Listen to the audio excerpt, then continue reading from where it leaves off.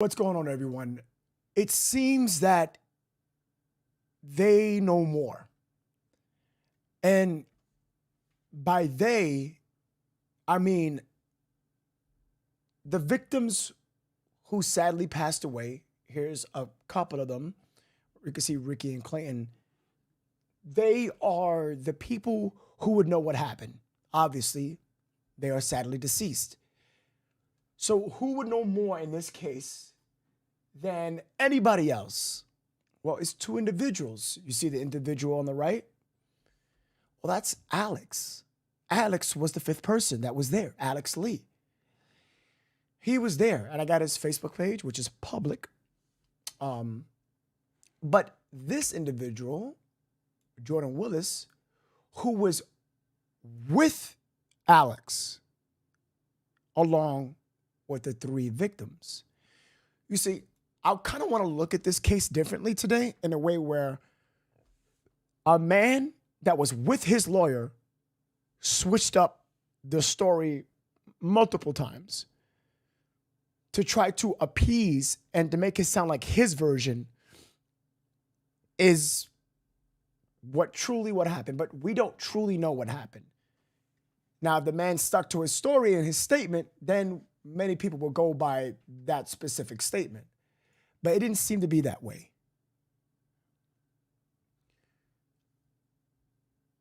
I have something very important to share with you guys today. I had someone who was not only laced with drugs, but I had an interview with someone today who was laced with drugs with more than 12 different kind. And by that, I mean combination of many, and a person who took fentanyl, who took all these types of different things that I don't want to get into, actually. This person was, laced with all these types of things. And I had an interview to try to build a connection with this person, and she was completely open until the very last moment. This individual backed out.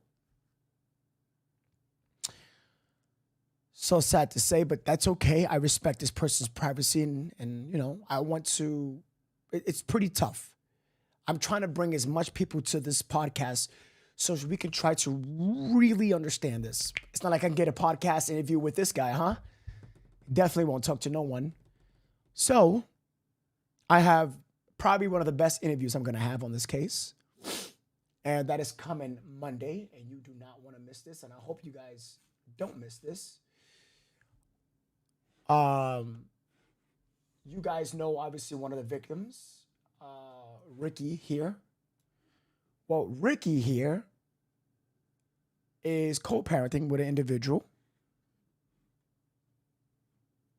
And that is Adriana. Now, I talked to Adriana on the phone. She was very welcoming, very sweet and kind. She said, you know what? I will do this interview because I watched your podcast and I trust you. And I was just like, wow, that means a lot. That means so much. So I got an exclusive interview to Chronicle with her, who is co-parenting with Ricky.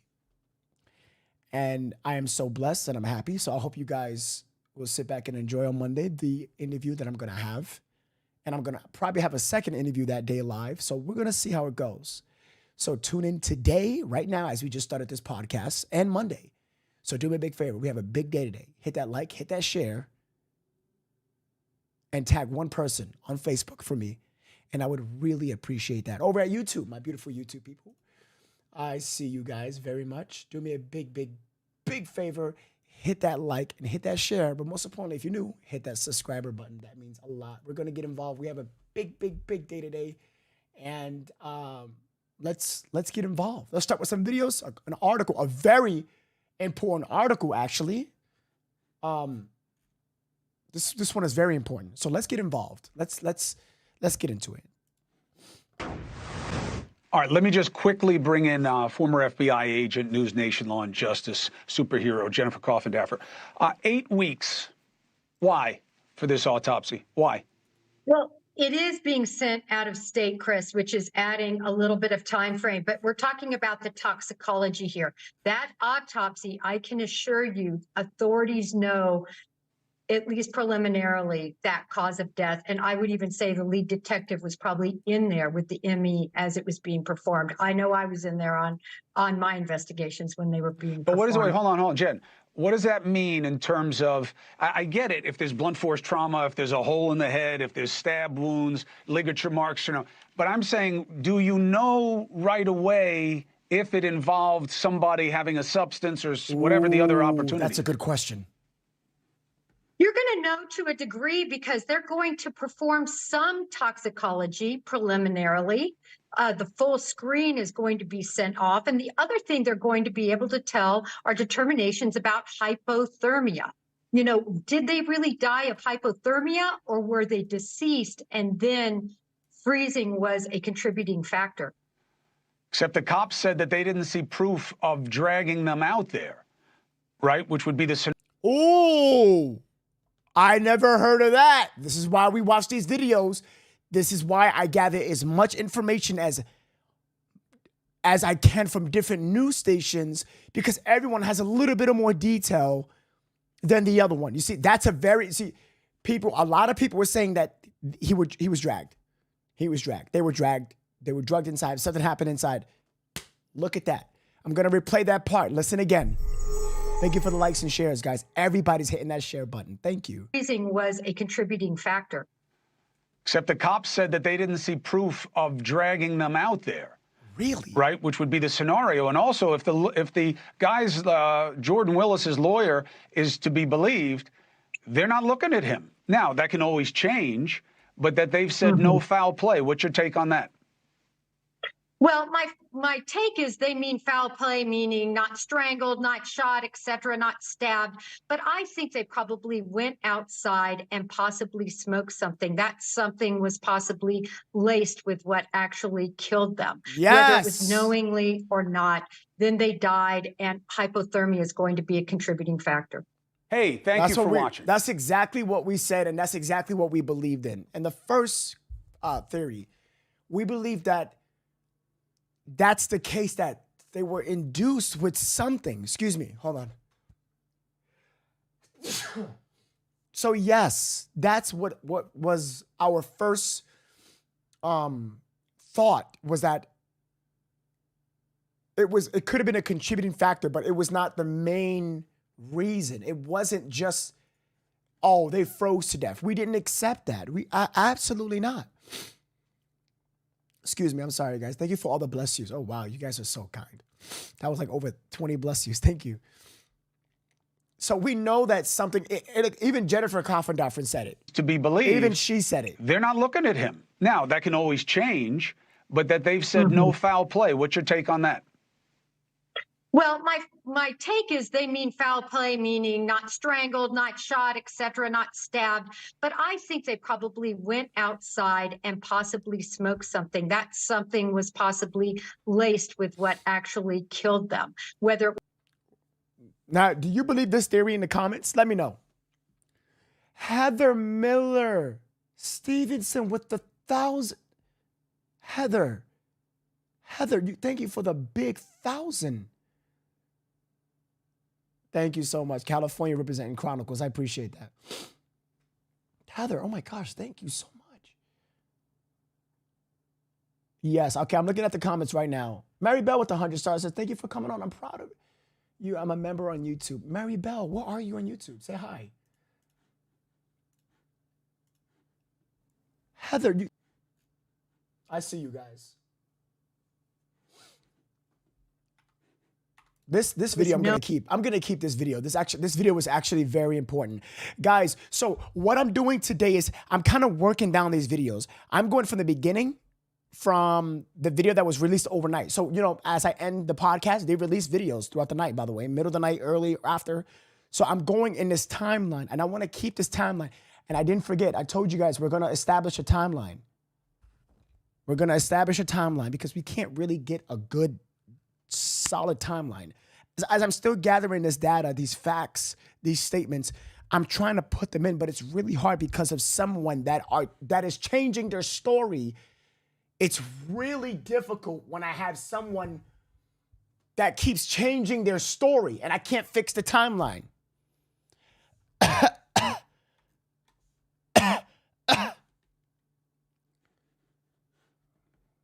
Weirdo.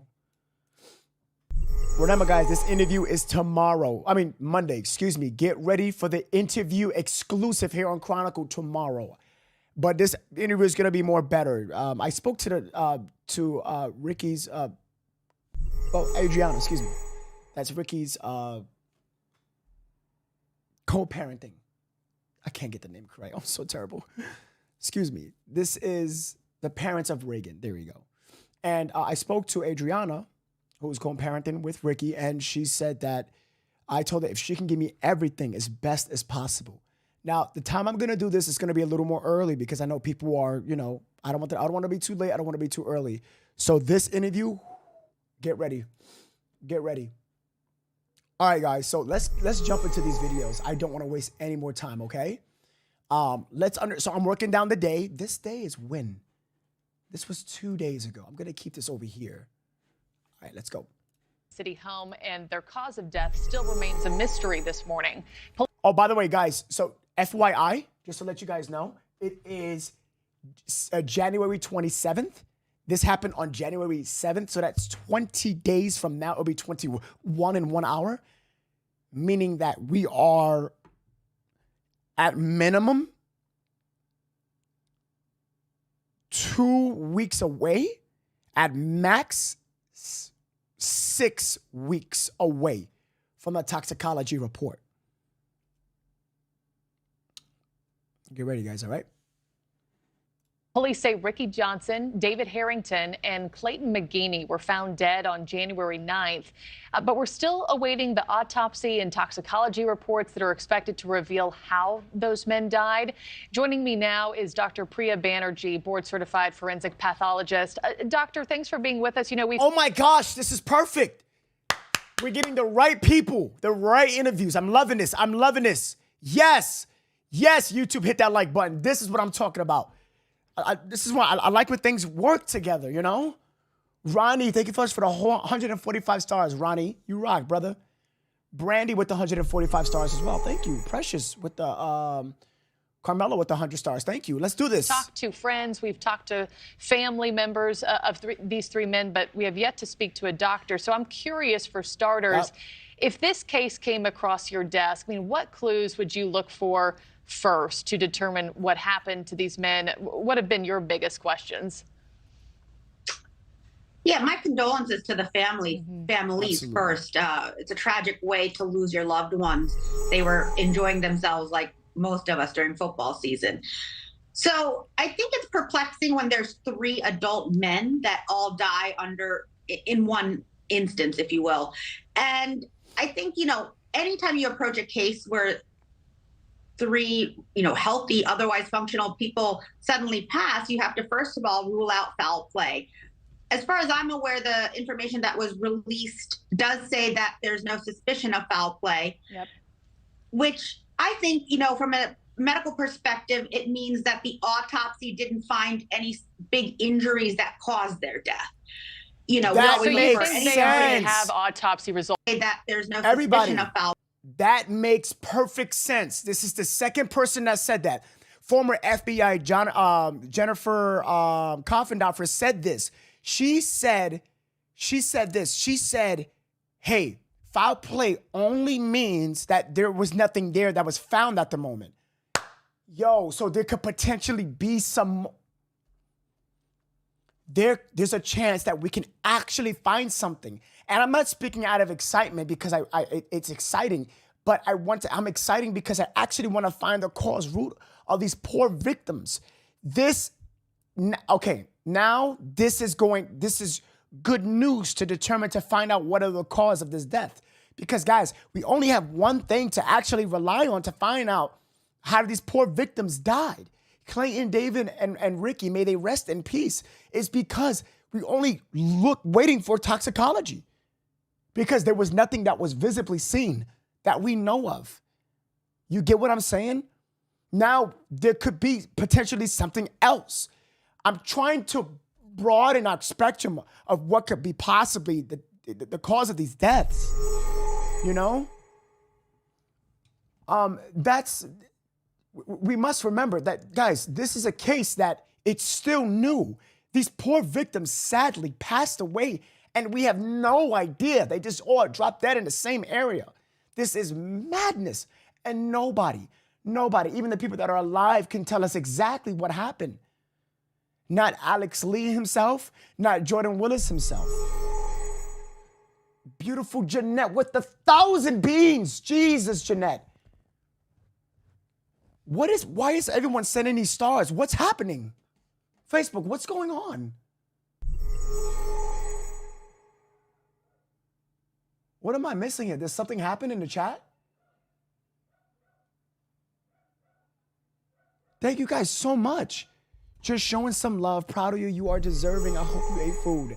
How did you know I didn't eat today? I ate nothing today. No. All I had was water.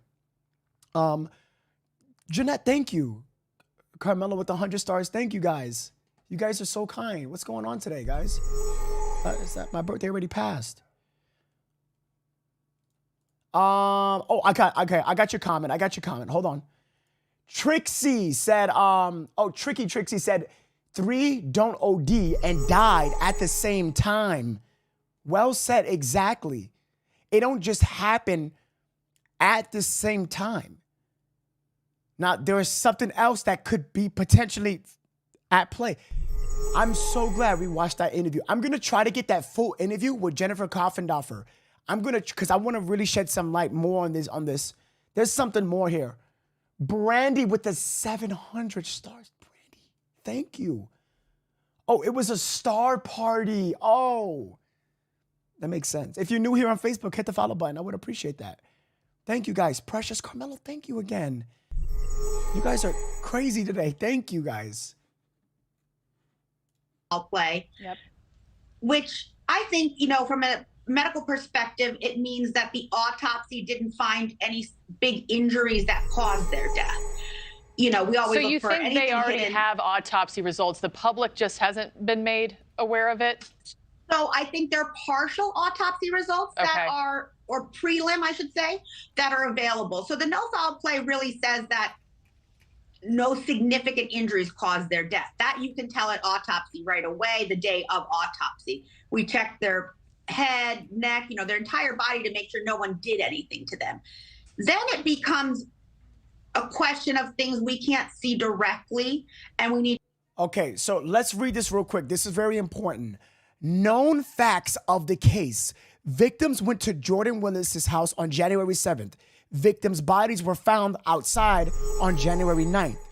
Police ruled out foul play on January 10th. You see what I'm trying to say? So, oh my gosh, you guys are crazy with these stars. Holy shit. You guys are nuts. Hold on, I'm gonna get to the stars. Hold on. So, it was just, that's so swift. You see how quick that was? That was so quick of how they just completely ruled that out, guys. It was so swift. So that means that they only had a visual aspect of looking at these poor victims and quickly determined, hey, there's no foul play. They looked inside the house. They saw these bodies. They questioned his statement of that day. And the next day, they were like, we found nothing. So you know what? We're going to look into more details of this case and to see if we can completely clear everyone out. I'm pretty sure they got Jordan and Alex on their radar still. Did these guys have any history of any drug use? Said Chrissy. From what I know, alcohol and then smoking weed. That is it. And I'm not sure if it was all three. But I'm going to get more in depth in those details on Monday with an exclusive interview. So I'm telling people, subscribe and follow on Facebook. You do not, if you miss it, it's not my fault. I'm sorry. Ashley R over at YouTube said, I was reading online that if they need to test for multiple drugs, the toxicology would take longer than 30 days. You are correct. Up to 6 weeks. Okay, that's 45 to 60 days. It can be. Okay, Let's get a Jeanette. Oh my God, Jeanette, Jeanette, thank you for that. Thank you. Teresa M. Lord with the 500 stars. Thank you. Thank you. Heather with the 500 stars. Heather Miller, thank you so much. And Nikki Reading with the 500 stars. Thank you, guys. Oh my gosh. Okay, let's get involved, guys. This interview is nuts. To wait for the other testing, such as toxicology. That's much more difficult in a autopsy setting than when we're alive. And so that's why it takes time. You know, with the football game going on, was there any drinking, you know, which is a normal social activity, but did it cause or contribute to their death? And oh, I didn't think about that. Guys, did the alcohol infused of what they took could have been a contributing factor? You understand? So whatever, let's just say they took some type of drug and it was laced. If they didn't take the alcohol, maybe they would have had minor injury or something. But maybe the alcohol mixed with what they took and what they enriched. So what their intent of taking was marijuana, maybe, laced with something plus alcohol. That I can understand. So now it broadens out.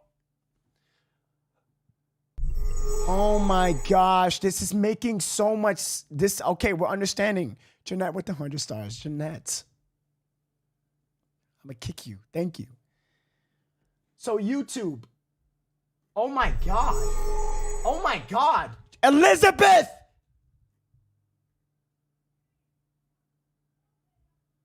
Elizabeth with the 10 gifted subs.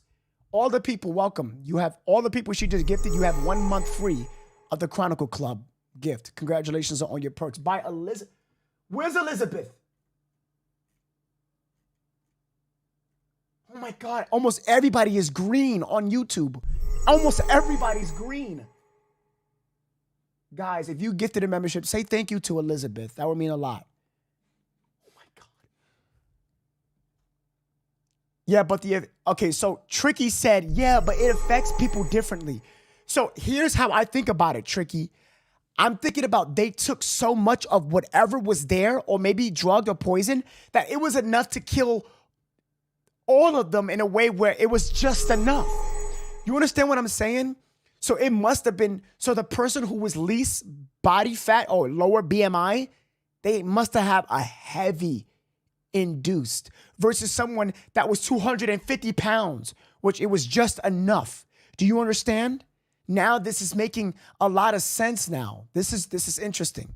Let me stop pausing and let me understand this. And then the investigation plays a very critical role. And then that's not something the medical examiner leads. That's a police-driven activity. We don't have the right as the ME to go question, you know, individuals involved in the event. So all of that has to come together. And I wanted to also add, yeah, we know that the Kansas City police ruled out foul play less than 24 hours after discovering the bodies on January 9th. I also wanted to ask you about the weather that night, because according to the National Weather Service, temperatures ranged from as high as 37 degrees to as low as 18 degrees from Sunday to Tuesday. And, you know, the tenant's original story when police came to his house was that, you know, my buddies froze to death in the backyard. Do you see that as plausible, doctor? And also, how could those cold temperatures impact the reports that we're waiting for? Oh, this is good. Yeah, all very good points. So temperatures are critical in this case. Now, it's whether they caused or contributed to their death. I think it's known that the bodies were frozen when found. However, were they alive at the time, or was it like they were passed out, they deceased outside and then froze? That's a very hard question to answer, and I think it's going to be very critical to sort of put all the puzzle pieces together, including the toxicology. Sometimes there's telltale signs at autopsy, but they're not always present sometimes. So we look for like little ulcers in the stomach that shows the body was under stress. But it's important to remember, just because the body's frozen does not mean that they froze to death. Okay. Thank you. That's what we have been trying to say. Facebook and YouTube. Right, we said this? Thank you, Starry Night. You're so sweet. Right, we said this? Didn't we say this? We have been trying to say this, and I'm trying to tell people who've been trying to say, no, they froze to death. Well, guys, I was trying to tell you this for days. Now you heard it from a professional doctor who does this. Dr. Priya Baneri, I don't know. Banerjee, excuse me. I have been trying to say this, and she's finally said it. Someone in the professional field said it. Please, I hope this debunks that stuff. Please, please. Jeanette, obviously very cold in the winter, and the exposure, we call it, to cold temperatures is a huge consideration in the entire story. Well, we're certainly hoping that these reports will be made public soon and give us some definitive answers for the families piece as well, because many of them not believing that this, wasn't something sinister. Exactly. Dr. Priya Banjeri, thank you so much. Thanks for watching. Exactly. Hey, somebody on Facebook said they weren't at the North Pole. You know what I'm saying? It's exactly that. It's exactly that. Now, I do want to stick to the narrative here of where I'm going at on this podcast today. Today, I want to make it about what was used, the toxicology, the autopsy, the drugs. I really want to talk about how can they die. I want to apply science here. Does Facebook allow you to donate subs? No, only people at YouTube. I know Facebook, I do apologize that I know you don't have a lot of things like YouTube does. YouTube, you can do a lot over there. And I do apologize. I do. Facebook just needs to upgrade, But it's okay, guys. It's okay. Don't worry about it. Don't worry about it. I do want to stick around that whole thing. I don't think anybody with a sense who's been following this believed that these 3 grown men froze to death, Sarah says. I mean, unless they were incapacitated, sorry. So so this is what I was talking about. How can you be outside, even when you're drunk, cold, right? I'm cold. I would know when to go inside, but what is stopping me from going inside if I'm cold? You understand? Like, if I'm cold, I know that I'm cold and I'm awake and I'm aware. What would stop from me? Something is inhibiting me from going inside. Whatever that was is the variable we need to figure out. This is why we need to talk to Alex and Willis in their statements. But here is the shit kicker, everyone. Here is the shit kicker. Every time that people ask questions to them too, you know what their lawyer always says? They answer all these questions. But every time somebody asks them a question about drugs, everybody comment. What do they say? What do they say every time we ask them about the word drugs? Who can say it in the comments on YouTube and Facebook? They can answer everybody else's questions. But when it comes to that one thing about, hey, okay, was there drugs at play? Monica over at YouTube said it, no comment. There it is.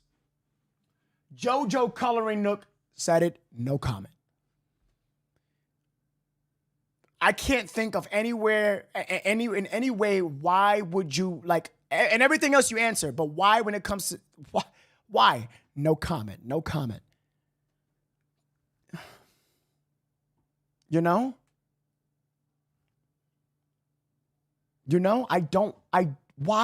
no comment? You can tell. Oh my gosh. Guys, you know what I just thought of? Everybody.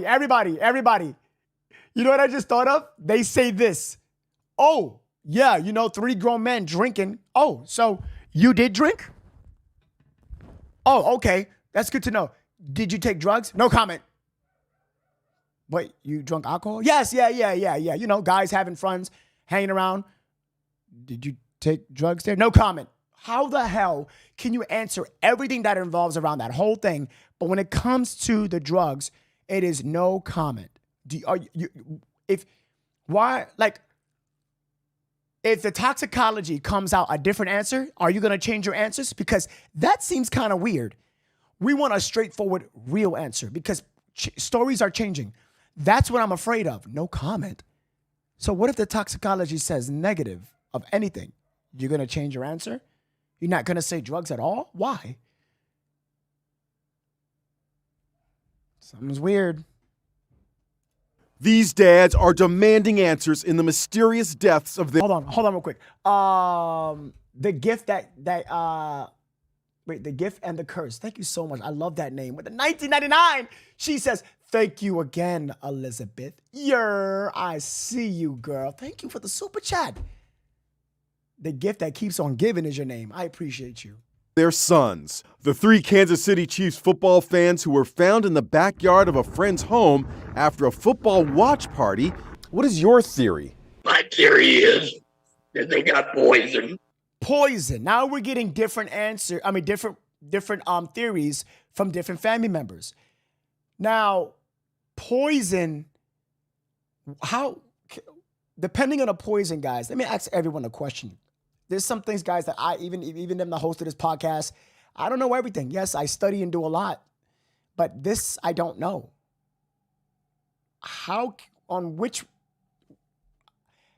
We know they were in the area. How can they, God forgive me for saying this, how can they drop quicker, with poison or with drugs? Poison, or is it, well, drugs would be overdose. Can poison be considered, can that be overdosed? Poisoned? Can that be something that they can ingest? That are like could it? What I'm asking you is, could it have been something that was non-drug related? You understand what I'm saying? Non-drug related. So like, I think you can be poisoned with drugs, but what I'm trying to say is, you get what I'm saying? Poison was something that's not meant to be drugs, is what I'm saying. You understand?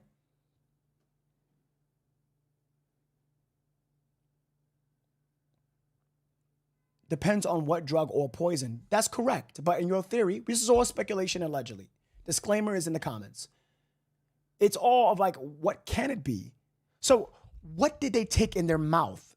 If poison, we're looking at that theory. Let's go with that direction for now. If taken with their mouth, what could they have taken that Alex and Willis didn't take? Chips and salsa? A pill? Something they wanted to try in the house? This is interesting. I'm getting different answers. Cyanide, antifreeze, weed, eye drops, all chloroform, all these different. Oh my gosh, you guys are.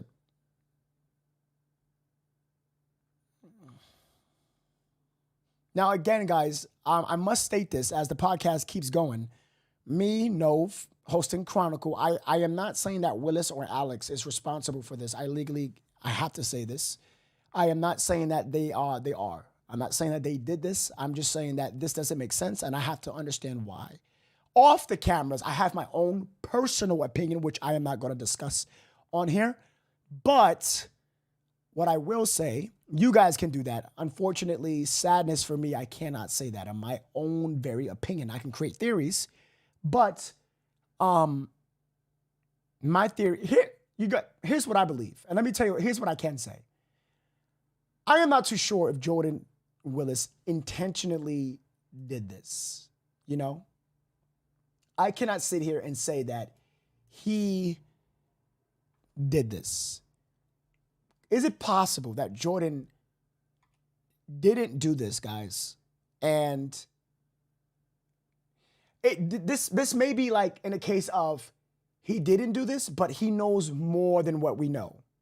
He knows what could have happened. You get what I'm saying? Maybe he didn't do this, but he knows of some details of what possibly could have happened. And we are just being left in the dark. You get it? Andy with the 145 stars says, Savannah Soto case update. There is a U-Haul truck. They are moving away. I'm not focusing right now on that case because there is no major update. I know that there is an individual who's taking video on it, and I have no interest of that at all with that person.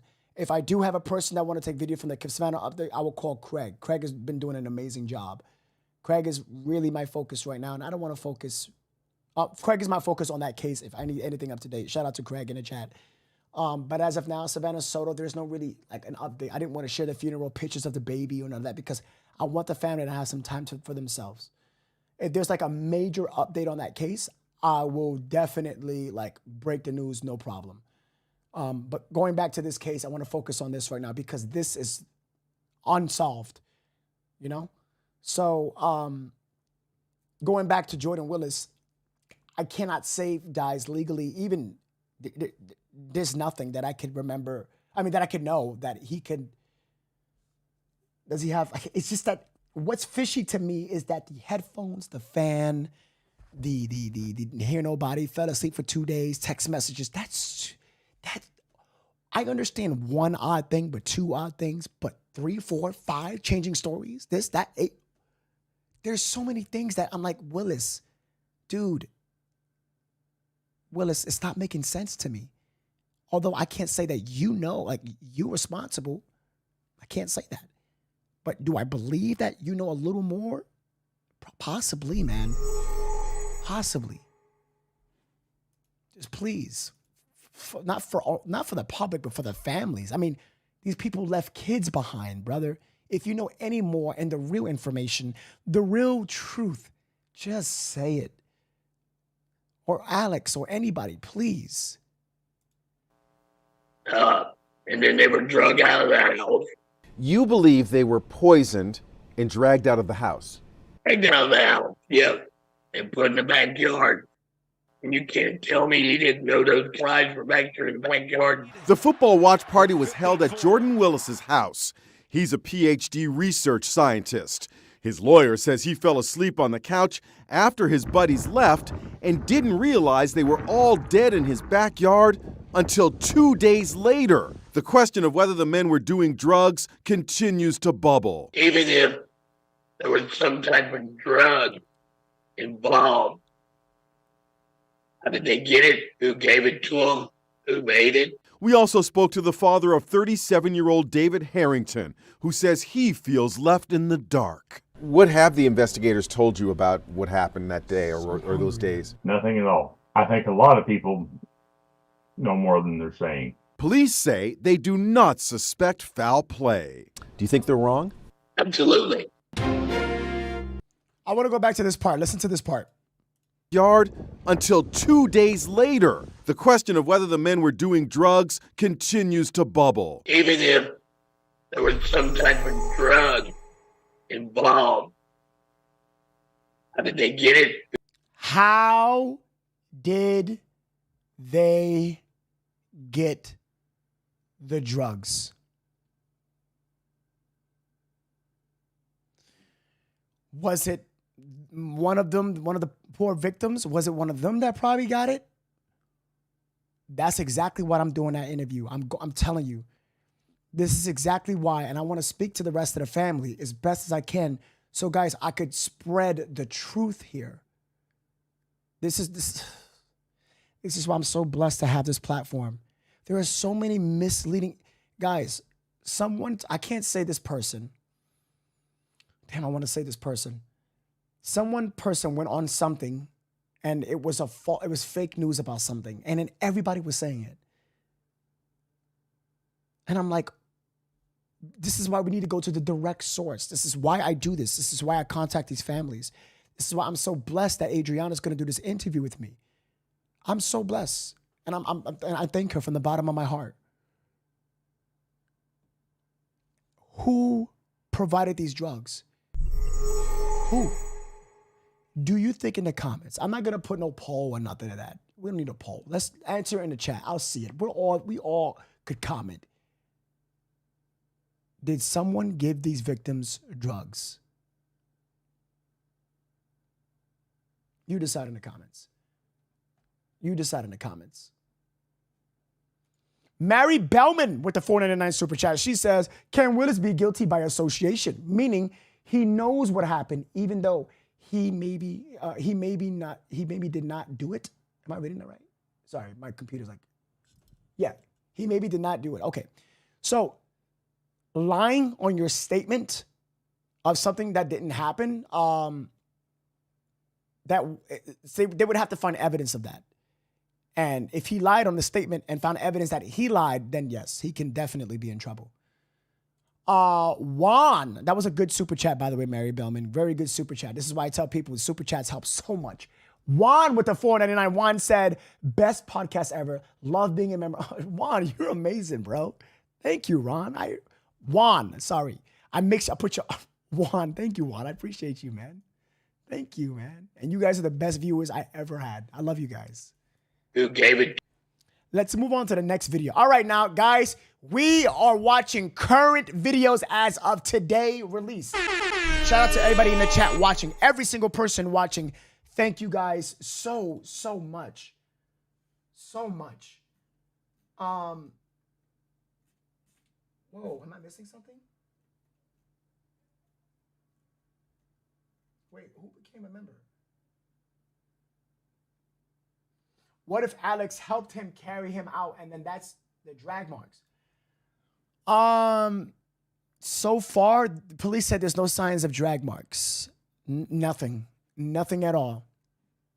All right, guys, we are watching up to date as of today, moving on forward to current information as of today, okay? Families who are understandably devastated. But that is not good enough for the families who are understandably devastated. Joining me now exclusively is Jennifer Marquez. She is David Harrington's mom. Jennifer, thank you for doing this, and I am so sorry that we're meeting under these circumstances. What have the police told you, if anything? They haven't told me anything. I spoke with the detective today, and he didn't release any information to me. I asked him a few questions, and I told him some things that I had heard from people that were David's friends, and he seemed interested in some things, but they did not give me any information. And it took me 3 calls to get anybody to call me back today. And that was the first time I'd spoken with anybody since about a week and a half now. What did they tell you about Jordan Willis? Because they've spoken to him. They're not telling us what Jordan Willis has said, but did they say anything to you about what Jordan Willis said? No, they have not said anything about what Jordan has said. The only things that I've heard are what his lawyer has said on the news. I have not heard a single thing from him or from the police about him. The reports I get are strictly from news. What? Damn. That is so fucking sad. Damn. So the detective never said anything like Jordan's story adds up or anything like that? Well, yet 2 weeks ago, right when I found out, there was a police officer that I spoke to. I think it was the day after I found out what happened. I had called to ask what I was supposed to be doing. And an officer that I spoke to in the morning, when I was talking to him, he said that they were allowed to go in the night that they were called to Jordan's house, and that they were allowed to go in the night. Wait a minute. To him, he said that they were allowed to go in the night that they were called to Jordan's house. So it's true. The police arrived at the nighttime of January 9th?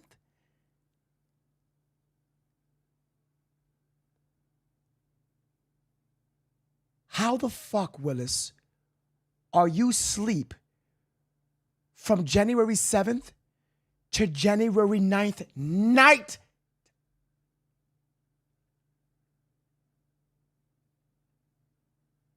Okay. That's even more strange.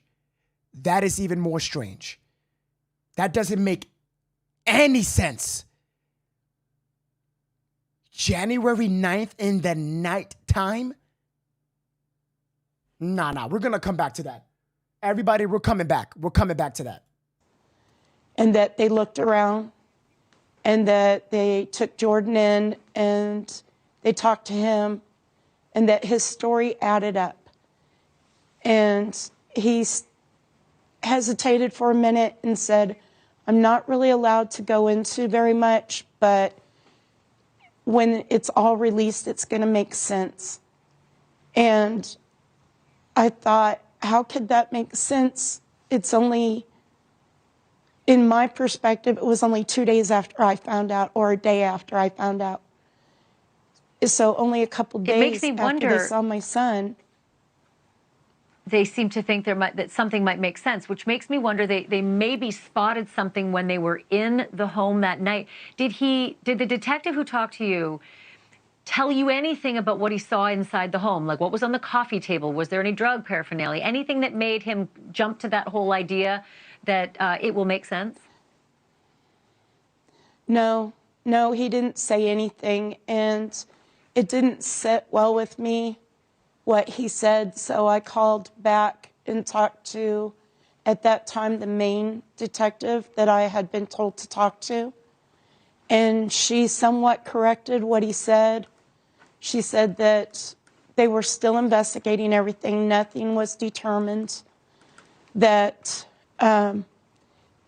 she couldn't tell me anything, but that they hadn't stopped with the investigation. And that's pretty much what the detective told me today, is that they were still looking.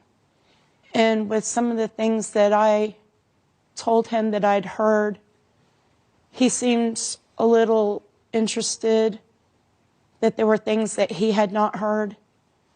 And What I things? feel like... What sort of things? I'm not sure if I'm allowed to say. Did it have to do with I'm not anyone sure. else in this? Did it have to do with anybody else in this story? Meaning there were five men who were together that night. One left at midnight, he says. The other was the homeowner, and the three victims included your son. Did the detective suggest there might be anybody else involved in at play? No, it was basically all about Jordan, the conversation. And the person that left early, I've spoken with him. Oh, okay. And we had a discussion, and I know that he's telling the truth, that he left early, and that when he left, my son was alive. And he is torn up. He's devastated. He lost 3 of his friends that night. And he wishes that he had stayed or could have done something. But when he left, everything was fine. So if that's true, what the hell changed from him leaving? So what happened then?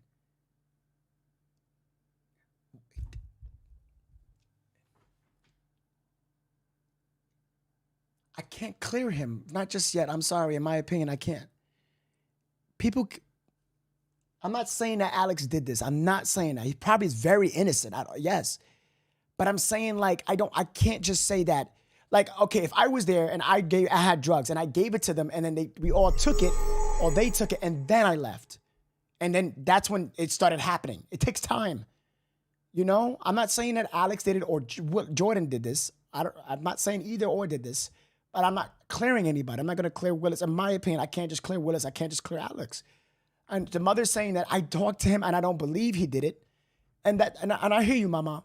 Mama, I hear you. May your son rest in peace. I'm not ready to do it just yet. I'm not ready to clear him, in my opinion. Again, I'm not saying that he did it. I'm not. But I cannot just take somebody that was there, that is alive, and that was there around their presence. I can't just yet.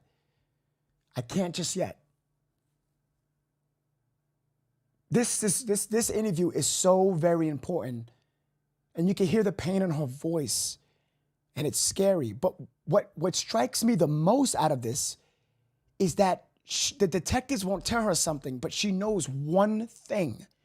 She knows something. And what was that? We're gonna come back. Hold on real quick. And so that person has nothing to do with what happened.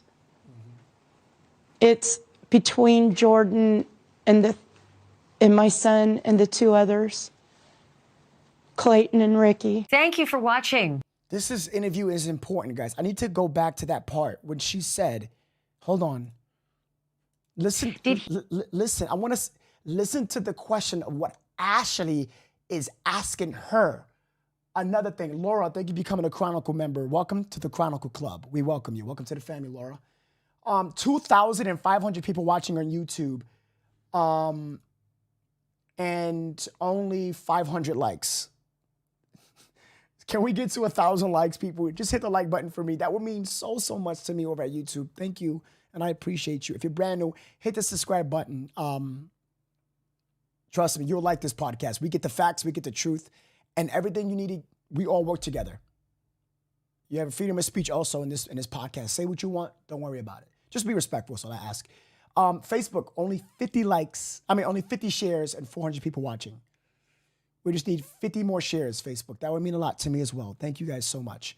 Let's listen in real quick. Did the detective who talked to you tell you anything about what he saw inside the home? Like what was on the coffee table? Was there any drug paraphernalia? Anything that made him jump to that whole idea that it will make sense? No, he didn't say anything, and it didn't sit well with me what he said, so I called back and talked to, at that time, the main detective that I had been told to talk to, and she somewhat corrected what he said. She said that they were still investigating everything, nothing was determined, that she couldn't tell me anything, but that they hadn't stopped with the investigation. And that's pretty much what the detective told me today, is that they were still looking. And with some of the things that I told him that I'd heard, he seemed a little interested, that there were things that he had not heard. And What I feel things? like... What sort of things? I'm not sure if I'm allowed to say. That part right there, I cannot understand that part. Hold on, I don't get that. They were still looking. And with some of the things that I told him that I'd heard, he seemed a little interested, that there were things that he had not heard. And What I things? feel like... What sort of things? I'm not sure if I'm allowed to say. Okay, Mama knows a little more. She knows a little more, and I understand that, Mama. But let's respect her.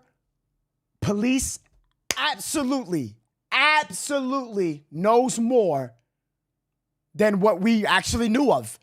Police definitely, 100%. She said something that sparked the interest. And whatever sparks the interest of a detective is wondering, like, how did you know? How can you know?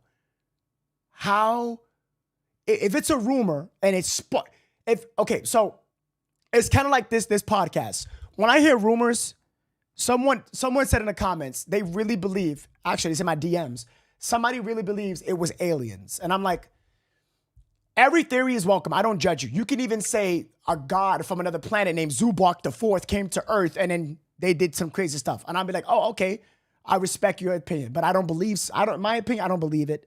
So someone said it was aliens. You can say that all you want. I'm gonna be respectful, but I don't believe it.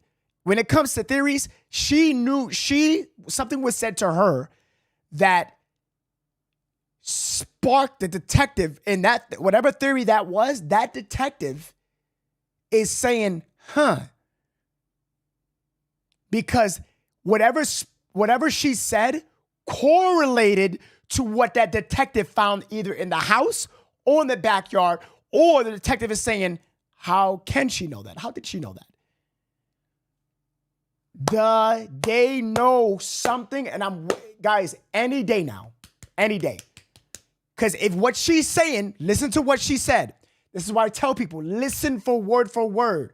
Listen to what they're saying. These are people, even the news stations, that are more closer to this case than anything. We're talking about a scientist, a guy who completely changes his stories, let alone, what's his name? This artard right here, switching up his, what the hell was that? What the hell was that gifting box right there? What was that?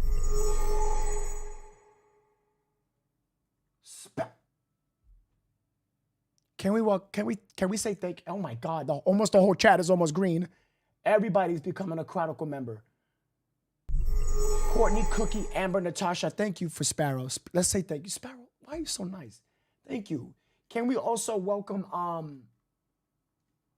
somebody became a Chronicle member? The Princess Familia. Oh, that's beautiful. Welcome to the Chronicle family. Enjoy all your perks, everyone, and thank you for the badges. Okay, so if this guy is changing his story from what Willis gave him multiple times, but then we got Alex over here saying that, no, that didn't happen.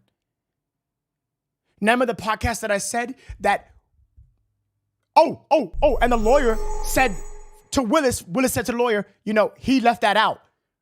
They were leaving things out in the case that when it was mentioned, now they said it. And you know what it was? Ta-da! It was Alex. He was not even mentioned. There was nothing as a fifth person. Nothing was said in the fifth person.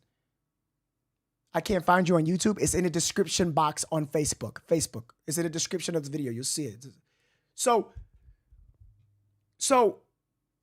things are being left out, not said. It's like not in the public is left to this puzzling factor. It's just that we're not asking the right questions. We're not asking the right questions. When we ask the right questions, we're either gonna get or no comment. You want to know why? Because look what happened. Look what happened. It just happened right here. It just happened. Something that probably the mother knows, that when she said to the detective, hey, my son, is it true that they're rumored that this, and that? And the detective is like, I can't comment on that. Right? This is exactly why we're on this case.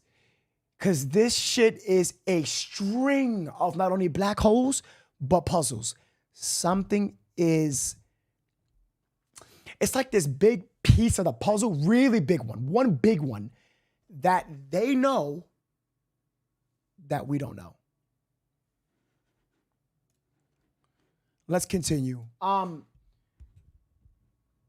Sparrow, again, thank you so much. And Elizabeth, Jesus. Is Elizabeth still in the chat? The mysterious deaths of And three Jeanette, men who went to watch a football game and never came home.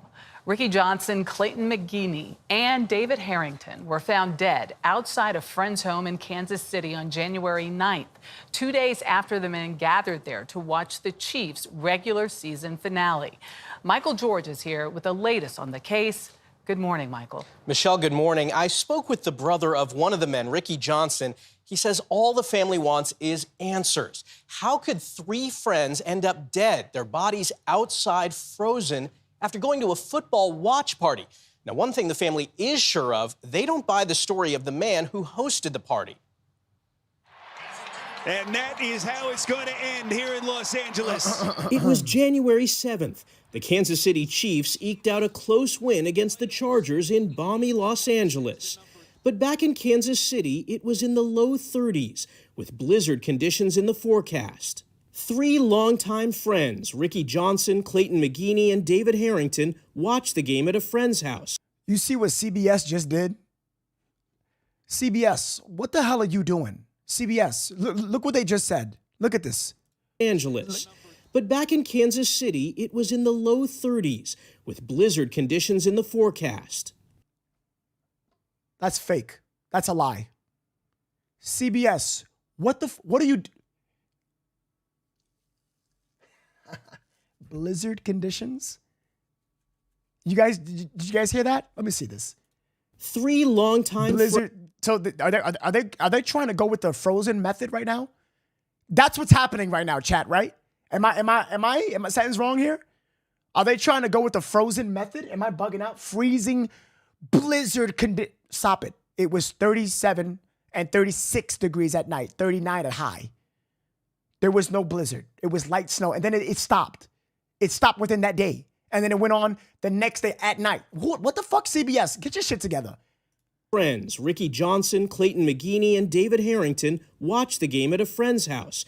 But after the party, all 3 friends went missing. 2 days later, police say a fiance of one of the men came to the house looking. By the way, I got the fiance, guys. I got Clayton's fiance. I got her photo, and she's the one that broke into the basement. I'm gonna show you guys in a second, okay? Sorry for keep pausing it.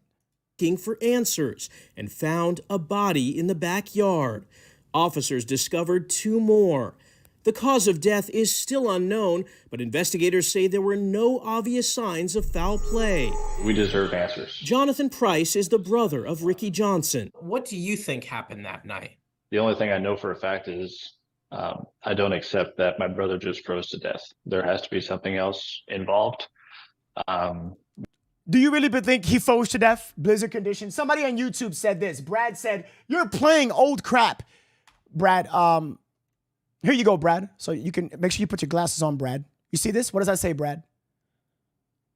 Brad, is that old enough? Is that old? 14 hours ago, is that old?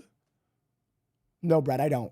I'm up to date. I have over 50 videos, articles in methodical order from January 9th to this day. It's not old. Have a nice day, Brad. Have a nice day. Whether it's drugs or something else, I have no idea. Family members have questions for Jordan Willis, the man who hosted the party. Police say he has cooperated with the investigation. Jordan had absolutely nothing to do with the deaths of his 3 friends. Through his attorney... Hey, chat, look who it is, chat! Chat, look who it is! Chat! Chat, look who it is! Ha! The guy that keeps switching up his story. This is the first time we're seeing him today's podcast. But if you missed it, go to 2 podcasts ago. I opened up a can of whoop. You know what I'm talking about on him. Christina with the 500 stars. Thank you. She says, much love to you. No, thank you so much, Christina. His 3 friends. Through his attorney, Willis claims he had no idea the 3 bodies were in his backyard for 2 days. He says he thought his friends left his house that night. In the early morning hours, Jordan, around 2 a.m., he believes, he got sleepy. He said, I'm going to crash on the couch. And he said goodbye to his buddies, and he thought that they left out the front door. The attorney says Willis didn't respond to family members' attempts to reach him because he was asleep. I know that his story does not add up, and I know that he's not telling the truth in some way or fashion. Price says his brother Ricky was a loving father to 3 young girls. He's always been a role model to me, someone I admired. For the families, the hardest part is having no explanation why their loved ones are gone. How are you supposed to heal from something that you don't even know what happened? And those answers may have to wait until the results of the autopsies are finished. Now, look, it was cold that night, around 34 degrees, but something doesn't add up here. These guys weren't in the woods or on a mountain. They were in someone's backyard. So the family still has a lot of questions about this. Do we have any? Sorry, chat. Give me 1 second. I want to take a look at that real quick. Somebody is saying that it was actually negative 10 degrees. Guys, you know what I'm going to say, right? Can somebody say it on YouTube and Facebook, please? Guys, was it negative 10 degrees, negative 2, negative 0, negative 1, 5 degrees? Any idea how long? Can somebody answer that question in the chat? Autopsy until we'll know some of those answers? We're hearing about another week and a half, but that's a long wait for these families. A week and a half, guys. Week and a half. I'm telling you, day by day. Oh, CBS again. Great. Ricky Johnson, Clayton McGeene, and David Harrington were found dead outside a friend's home in Kansas City on January 9th, 2 days after the men gathered there to watch the Chiefs' regular season finale. Michael George is here with the latest on the case. Good morning, Michael. Michelle, good morning. I spoke with the brother of one of the men, Ricky Johnson. He says all the family wants is answers. How could 3 friends end up dead, their bodies outside frozen, after going to a football watch party? Now, one thing the family is sure of, they don't buy the story of the man who hosted the party. And that is how it's going to end here in Los Angeles. It was January 7th. The Kansas City Chiefs eked out a close win against the Chargers in balmy Los Angeles. But back in Kansas City, it was in the low 30s, with blizzard conditions in the forecast. 3 longtime friends, Ricky Johnson, Clayton McGeene, and David Harrington, watched the game at a friend's house. But after the party, all 3 friends went missing. 2 days later, police say a fiance of one of the men came to the house looking for answers and found a body in the backyard. Officers So people are saying where. I just read the comments, and I'm going to show you, like, okay, so let me show you exactly where the first one. So I do have an article that I wanted to save for last, because I know sometimes people come in the podcast and then they leave. I wanted to save the best article for last. In this article, it has the image. I did show one of the images. On the second one, on the second part of the article, from what I know, I'm not too sure. Don't quote me on this. I think the article actually tells us who the fiance discovered. You see, people were wondering, okay, so the fiance broke in the basement, checked, and then she checked the porch, and then she found an individual. She didn't find the other 2. That's incorrect information. It was the officers who looked around that saw 2 additional bodies in the backyard. She found someone in the porch, not the other 2. So I'm going to break these rumors. Nobody was found in the basement. Nobody was found in front of the house. One body was found in the porch. And this is it right here. So this is one of the images that I showed. And the other image was where the 2 other bodies. Now, again, nothing crazy is being shown. No policies are being broken. Nothing gruesome. None of that. It's just showing you the location. And this is the whole entire porch leading to the right here on the edge. You're leading right into that door. That's that door right there. So this is I'm showing you just a clear image of the porch of where the first body was found. Oh, congratulations, YouTube. We broke 3,000 viewers. Congratulations. That's a new record. Thank you, everybody, for watching. If you're brand new to the stream, how you doing? My name is Nove here on Chronicle. The name is changing, by the way. Just a few more days. And I talk about true crime, trending topics, and I'm different from the other podcasters because I don't fuck around and I get the facts for you. I do my research, I do the science, and I love doing math and science. And I make sure that I go and do the depths for you. So consider hitting the like and subscribe button. If you don't want to, that's perfectly fine. Just sit back, put your AirPods in, and enjoy the show. I hope you guys are having a good night, by the way. And thank you for watching along with me. Also, Facebook, same rules apply. Hit the follow button, and let's continue, all right? So I paused that video to show you the location, and this is the article right here that shows more detail than I possibly know, from Clayton's uncle to the girl who discovered it all. You are looking at her. April Mahoney. Oh my God, April, if I could get an interview with you to help shed the light, the amount of viewers and attentions I get, and I can just share it to the general public so we can help. April, if you're watching this, April, because I know the family members watch my podcast, even if you want to keep it a secret between you and me, even if you don't want me to share it or however you want to do it, contact me. I just want to get the justice for your husband, Clayton, as well as the 2 other victims, okay, April? You did an amazing job as a woman looking for her husband, as you should, Queen, as you should. Because if my wife went missing, you damn sure that I'm going to go through all the doors, homes, anywhere you can mention throughout this whole entire nation. I'm knocking on every door to find my wife. And I'm sorry that you had to go through that and you discovered your husband deceased in the manner that you did, and I do apologize. And this is something that I want to stress very much to you, April. It took you a phone call to call the police for Jordan to wake up out of his boxers and a glass of wine. If you didn't take that phone, if you didn't make that phone call, that door would have never been answered by nobody. It would have been days later. Hopefully we find something in 2 days, or when you call the police, rather than 5 days when someone else called. I'm not going to give you shit. I'm saying thank you, April. Thank you very much. Abso-fucking-lutely. We're going to get into this article. Don't go anywhere, or you're going to miss the content. Let's continue. Discovered 2 more.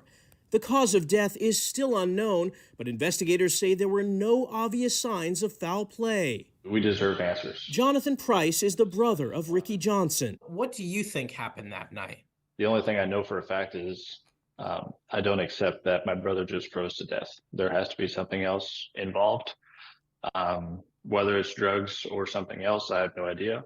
Family members have questions for Jordan Willis, the man who hosted the party. Police say he has cooperated with the investigation. Jordan had absolutely nothing to do with the deaths of his 3 friends. Through his attorney, Willis claims he had no idea the 3 bodies were in his backyard for 2 days. He says he thought his friends left his house that night. In the early morning hours, Jordan, around 2 a.m., he believes, he got sleepy. Whoa! Guys, did anybody catch that? Did anybody catch that? Listen to what he said. Listen. This is why we watch these new videos. Listen. Police say he has cooperated with the investigation. Jordan had absolutely nothing to do with the deaths of his 3 friends. Through his attorney, Willis claims he had no idea the 3 bodies were in his backyard for 2 days. He says he thought his friends left his house. Did anybody catch that? Anybody caught that? Oh, I love when they just keep changing it. They keep changing it. Oh, YouTube, if you want to become a member, you click that link that I just pinned. That's how you become a member. He said that, I thought my friends left. I thought they left. So, that's it. I thought you was asleep for 2 days.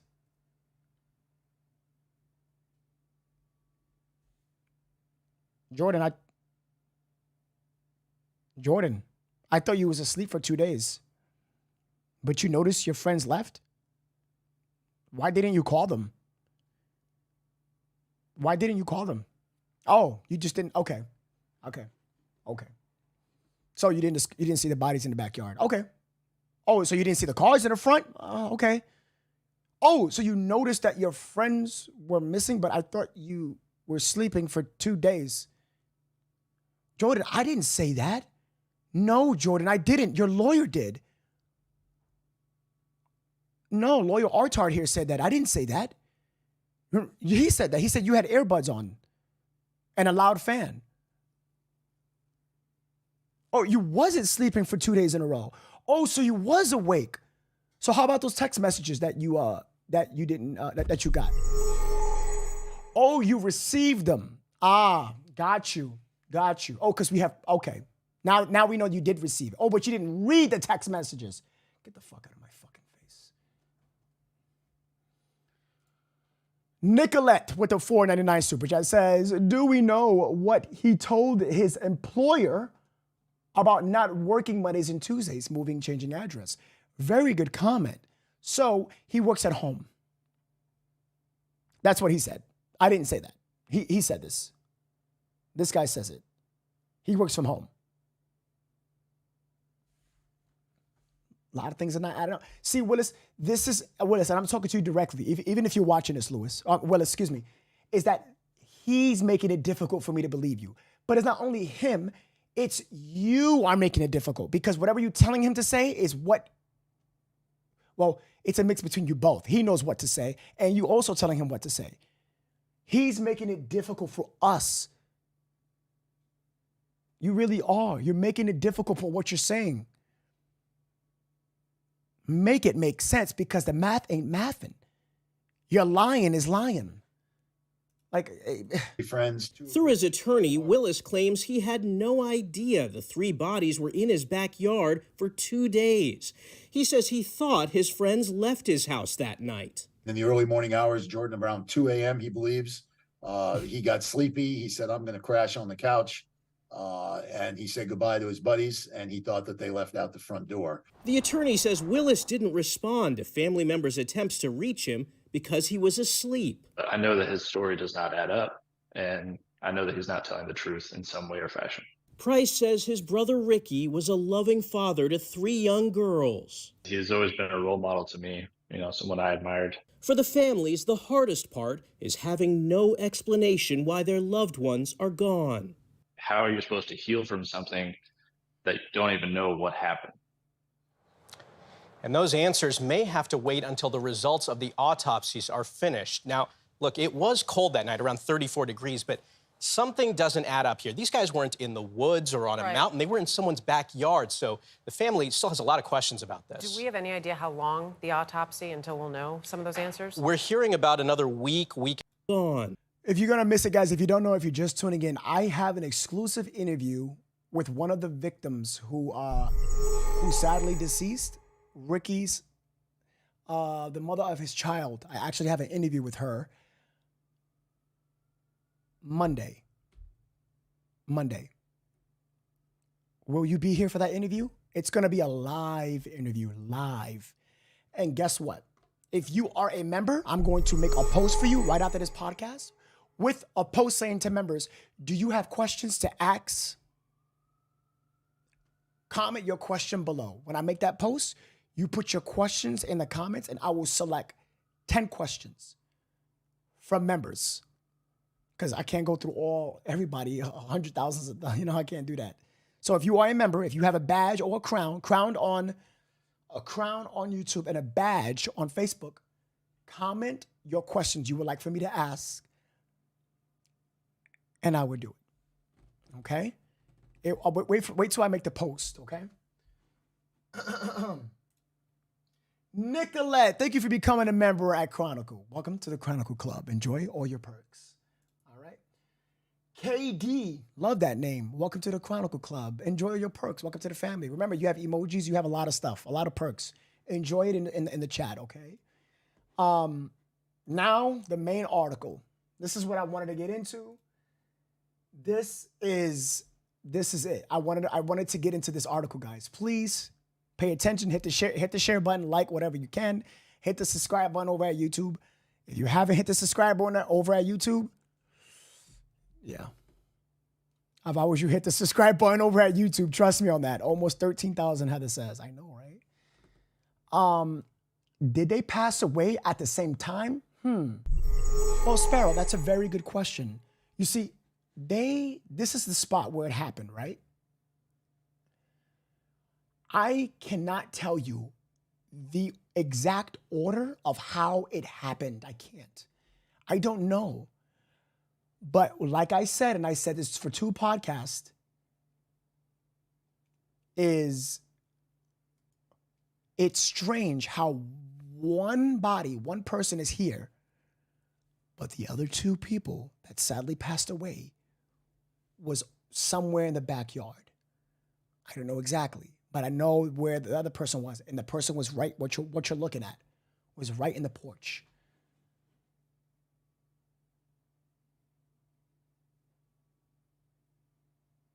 That's where this is where I said I even need help. I can't solve it, YouTube and Facebook. Why? Why one person is over here, but then 2 of them are in the back? What was the difference? Why? YouTube, can you answer that? Facebook, help me answer this. I don't understand. I cannot understand that. I'm reading supporter comments over at Facebook. Supporter Lisa said, awesome, can't type today. Lisa, what's going on? You okay? Teresa said, their keys, wallets, and phones were found in the house. Teresa, I don't actually know that for sure, but that's a good That's a good thing to kind of figure it out.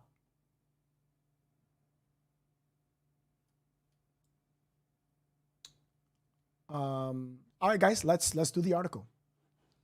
So this is the fiance that broke into the house and found one person on the floor.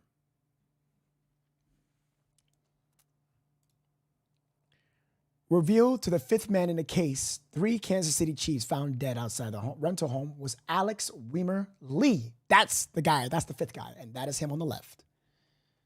Pictured on the left with his mother, Julia, and brother, Greg. So that's his family members. Lee's social media contains many photos of him with Harrington, McGeene, and Johnson, including one where he's in the living room with the later 2 friends, all dressed in Chiefs clothing and other apparent watch party. So let me back out. Let's get into it. And I'll move on amicably, okay? I won't waste any time. This is a lot. Holy shit. Okay. Alex is the reveal of the mystery fifth person who was in the 3 Kansas City Chief fans before they were found dead outside the home after football watch party. I'll read more slow. Typically, I read slow because I know people, I got to read more slower. Okay. Now, let's skip to watch party hosted by Jordan Willis himself, which is 38 years old, who claimed no knowledge of what happened to the trio, whose bodies were found in the porch and backyard of the night of January 9th, 48 hours after they saw their team narrowly beat the Los Angeles Chargers on TV. So now we know that the police arrived in the nighttime, guys. It wasn't the morning as we presume. It was the nighttime. Night. This man slept throughout the whole 2 days. He slept throughout the whole 2 days. How is that possible?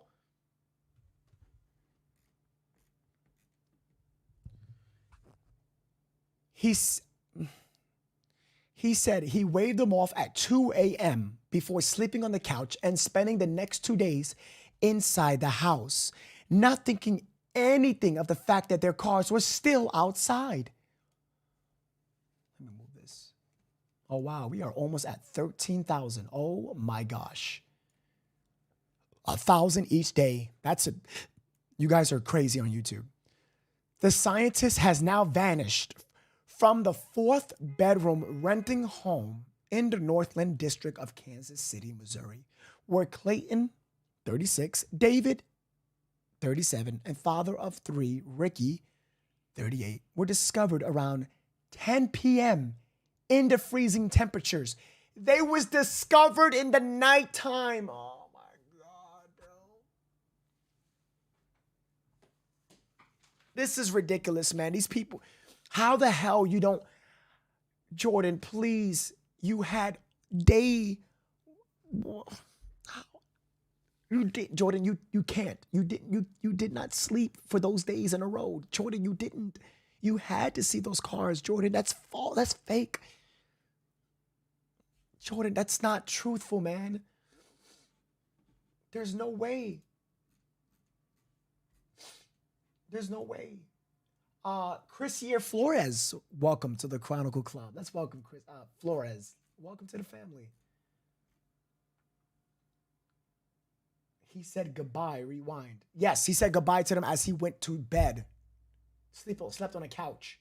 So to say. Manda, I always look forward to your show. Thank you for being loyal. Thank you so much. Lee, 37-year-old flooring contractor, lives in a rental home in another part of the city. When Daily Mail arrived to ask him questions about the fateful night, a man answering an intercom doorbell claimed he wasn't there and could not discuss January 7th. The man added, Alex isn't here right now, and he isn't handling any media inquiries.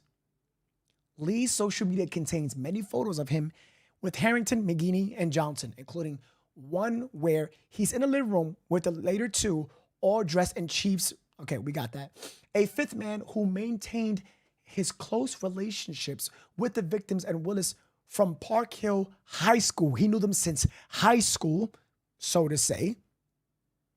Has a rap sheet that includes drug offenses.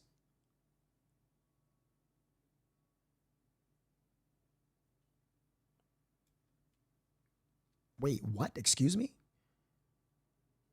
The fifth man who maintained his close friendships with victims and Willis from Park Hill High School has a rap sheet that includes drug offenses?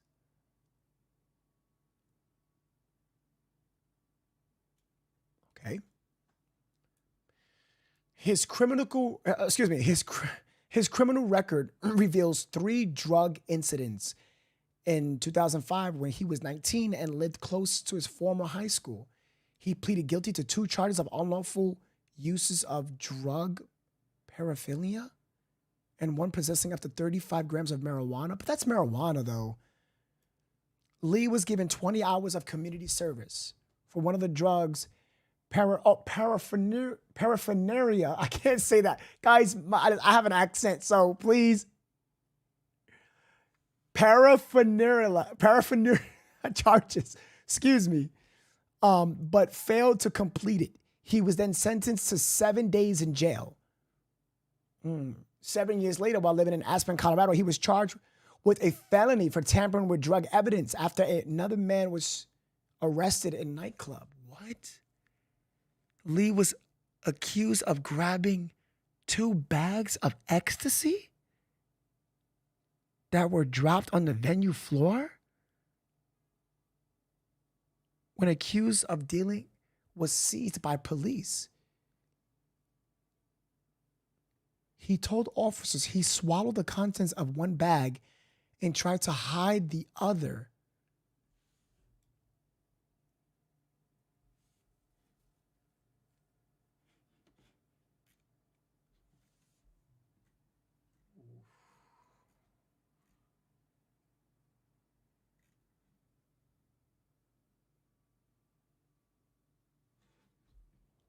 I'm not claiming this. Me, Chronicle, I know we're not claiming this. This is provided by dailymail.co.uk. I'm just reading what is said here.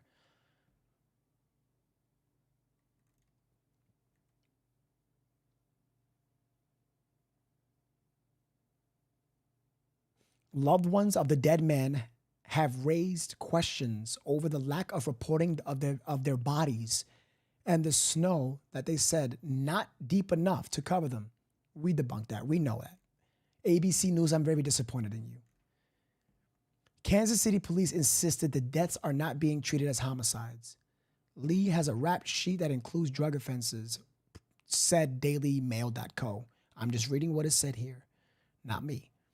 Eventually, he pleaded guilty to misdemeanors counts as part of a plea deal. He pleaded guilty and was given 2 years of unsupervised probation. Judge Gail Nicholas told him in Pinkton County District Court, "I think you're learning a lesson in a very hard way."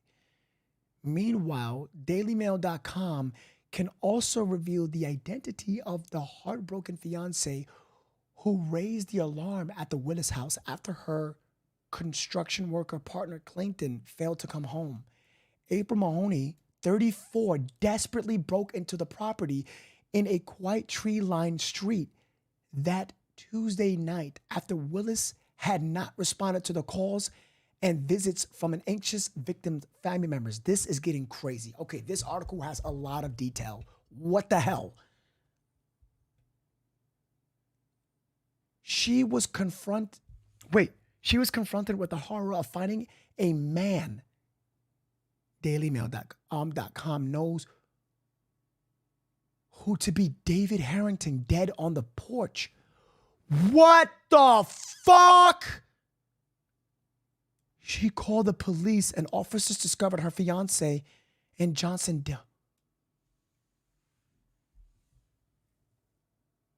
She discovered David on the porch.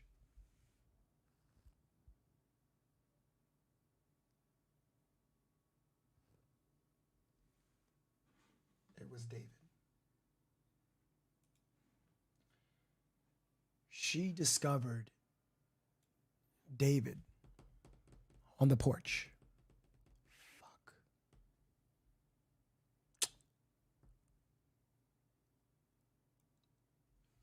So sorry, man. I'm so sorry, brother.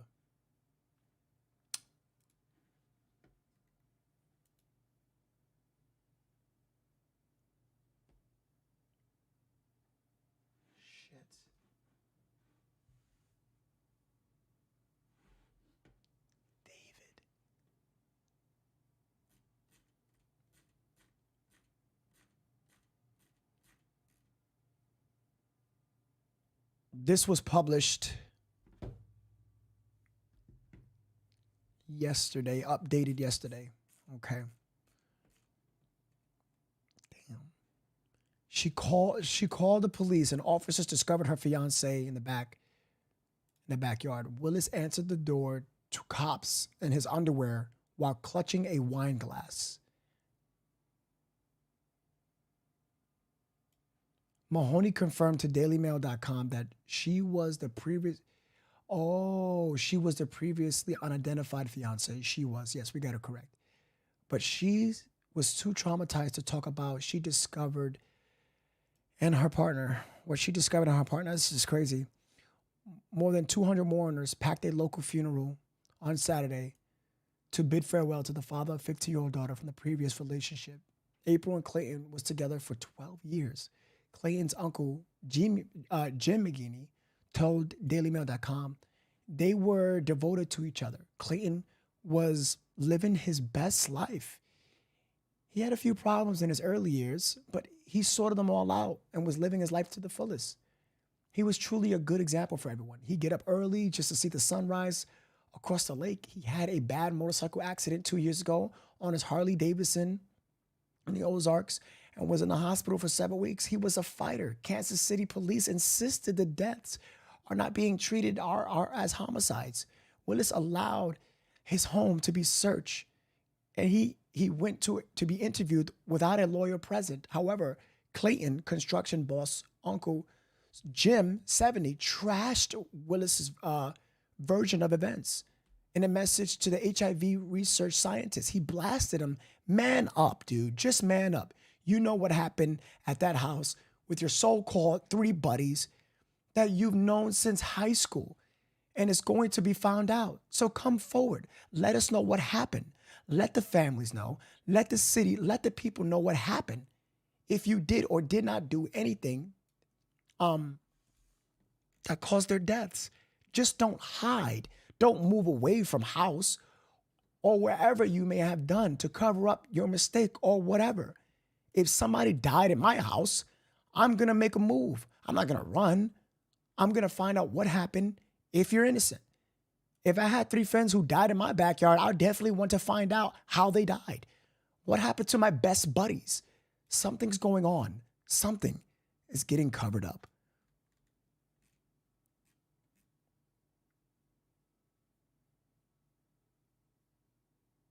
Okay, this is going to their past, and I don't really care about their past right now. 5th man also hired an attorney, Andrew Tolj, something like that. The criminal defense lawyer said his client turned up at the house at 7 p.m. and left at midnight when the 4 men were watching Jeopardy.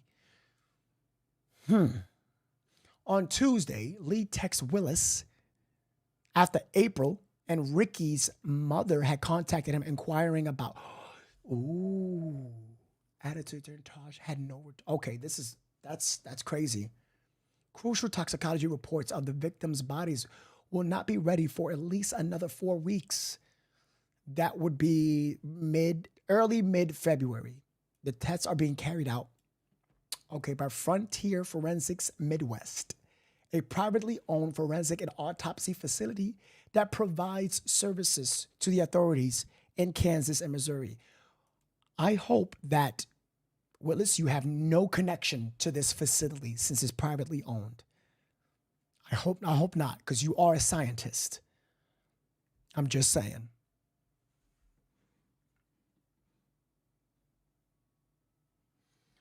Okay. let's take some phone calls. Let's take a couple. If you're a member, you get priority. Just text with your name and that you are a member. If you're not a member, just text your name. Okay. I'm going to replace the link on YouTube that says you could become a member. I'm going to take off that link if you want to become a member. I think it's ! Join. I'm going to, Starry Night, if you can put ! Join, I think that's it.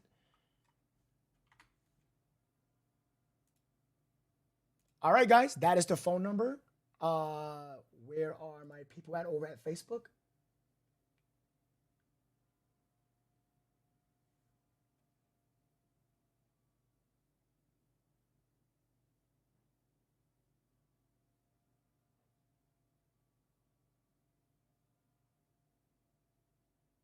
Okay, I just got a very weird message. I don't know who this is. I am not going to read it. I'm going to keep it to myself, I guess. I'll have to do some research on that. Definitely disturbing. Sorry. The hell? All right. You guys could text your name and let's hear these theories. Let's tell me what you guys think about this so far. Oh, this interview. That's right. Okay. Oof. Oof. Remember this, guys? Where the bodies were found. Counsel Paserno, it's good to have you again. This is not new criticism for you, but I do want you to clear it up for the audience. There is a suggestion that there have been inconsistent statements from your client through you and by him. How so? One, either he went to sleep and doesn't know what happened after he went to sleep, or he remembers them saying they were leaving and watching them leave. Which is it? It's the latter. And I'm glad that the other people caught my typo, and I apologize. The initial press statement was actually read by 3 different people and we missed it. And in the very first paragraph, there's one sentence that says nor does he know how or when they exited his house. And then a few sentences later, it specifically says the last time he saw them was. He does not know the timing and manner of their deaths, nor does he know how or when they exited his house. When they left. Time out. Didn't he say he doesn't leave? He doesn't take the backyard? This is ridiculous. This is ridiculous. His house, and he went to sleep on the couch. So obviously those 2 statements are inconsistent. Those 2 things could not have happened. That was pilot error. What is in there at the end is what Jordan told me. And I think at the time I used the word bed, which was an inartful way for me to say he went to sleep. I think I said he went to bed, which wasn't true either. So absolutely right. That's from the very first letter. I have in there exactly what he told me and what happened. I got it. So here's the question. If he saw them leave, the whole point is that they're leaving, right? Nobody was saying they were going to sleep over. They wind up in the backyard, and one of them at least doesn't have a coat. So that's inconsistent. Oh, what am I now knowing about that? One of them doesn't have a coat. David was on the porch. One of them didn't have a coat. 2 did. So much for Frozen with a coat on. Come on, people, make it make sense. Come on, let's do this. Come on, we're getting these details.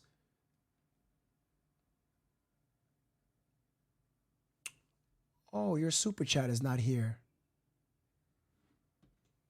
Laura with the 20 super chat says, in my first hour as a member, you have the best true crime podcast I have ever seen. Laura, that is so sweet. You're making a brown guy like me blush.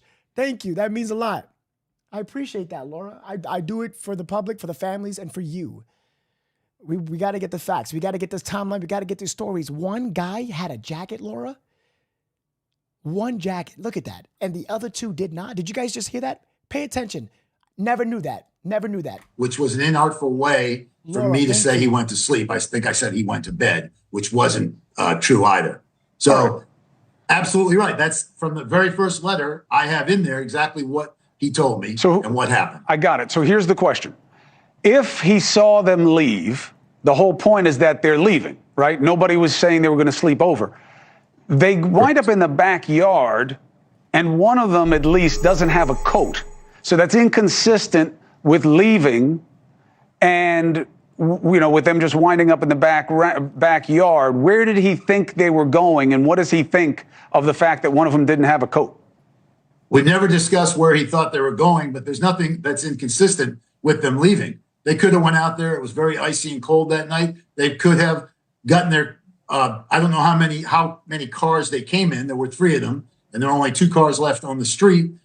They could have decided they wanted to go back inside his house for some reason. People leave the house all the time without coats. It doesn't matter how cold it is. So I can't.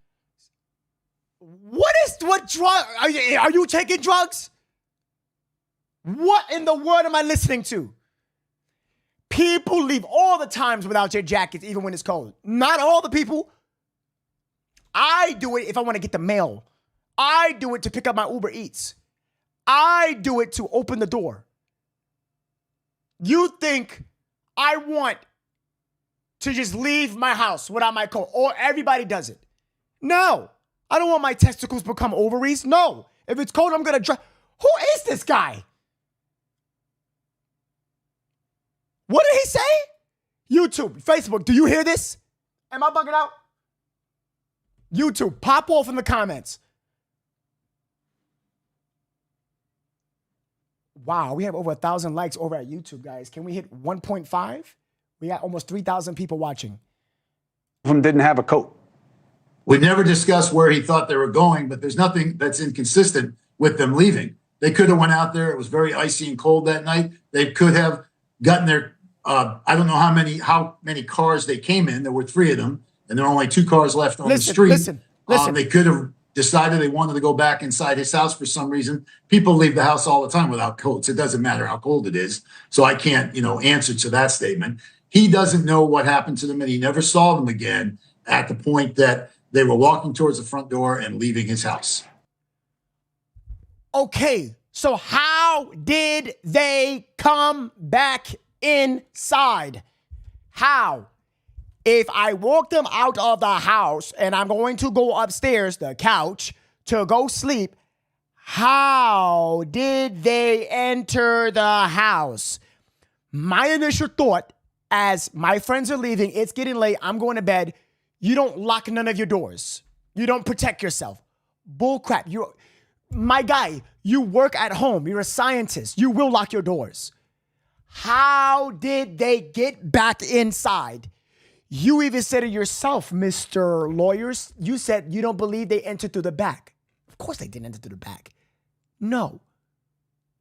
How did they get inside the house? You're not answering. You never did. I dare you tell me. I dare you, persona. Friends enter people's house all the time. No, they don't. Not in New York City. Not in any of my friends' city. No, they damn skippy. They do not. You better cut that bullfuckery out. That's a lie. So, if all of that is true, there is still a question. This has to be about drugs. Booze, drugs, whatever it is. Because if they're not shot and they're not stabbed and they're all dead, it just strains common sense to believe they could have wound up in this predicament if it wasn't done to them without drugs. It is the elephant in the room. What is the position of your client?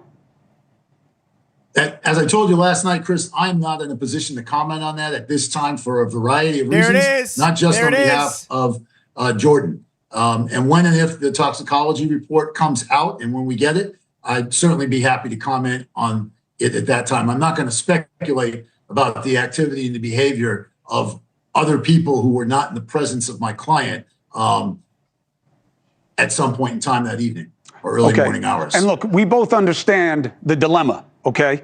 If the tox comes out and they had whatever it is in it that makes this a more understandable situation, he's now going to be chasing his responsibility as opposed to being in front of it and owning what happened that night. That's true. Yep. John over at YouTube said, no, that's not true. I have my friends who told me the garage code door so I can get in. John, in this case, was there a garage code door to get in the house? No, it's not, John. It is them exiting the house door and them coming back in. Just because that happens to you, that doesn't mean it happens in this situation. You understand? This guy walked them out. They left. I don't think he said, come back and open the garage door by using my secret code anytime you want. What made them turn around and say, hey, let's go back for another party? No, he walked them out to say goodbye, and that was it. He went to sleep. So you're telling me that the front door was just left open? So, hey, guys, while I'm sleeping, you could come right back in. Okay. Next day was, a working day, Monday? It wasn't Martin Luther King Day, guys. It wasn't. It was a working day Monday. Last time I checked, I don't see that he gave them a key to the house he's renting. You understand? You get it? None of it adds up to the point where I can believe that. No. Kelly. These Facebook comments and YouTube comments are nuts. Let's keep it going. Guys, Facebook, we just need 20 more shares. Can we get that? 20 more shares, Facebook. I would appreciate that so much. You guys are incredible being here with me tonight. If you're brand new to YouTube, hit the subscribe button. I would appreciate that. My name is Nove, covering true crime. We're talking about 3 Kansas City Chief fans found dead in their super best friend's backyard. I don't believe that. I don't know. Having no keys. Maybe they were trying to get back in. You mean breaking an entry? How did they get back in? Okay, the lawyer said that they didn't go through the back. He believes they didn't go through the back. Okay, that defeats the back. Let's get the picture up. Guys, remember, the phone number is for you to text your name and I'll give you a call. Members get priority, okay? Let's do something real quick. Let's do something. Let's okay. Where's the picture at? Where's the okay. There it is. Okay. Night. There it is. All right, guys. Okay. This is the home. Side of the house. Don't know how. Oh, is that a camera? Can't wait to see that. Okay. This is so they weren't parked in a driveway. They were in the car, right? They had 2 cars. So far that we know, just 2 cars. And oh shit, hold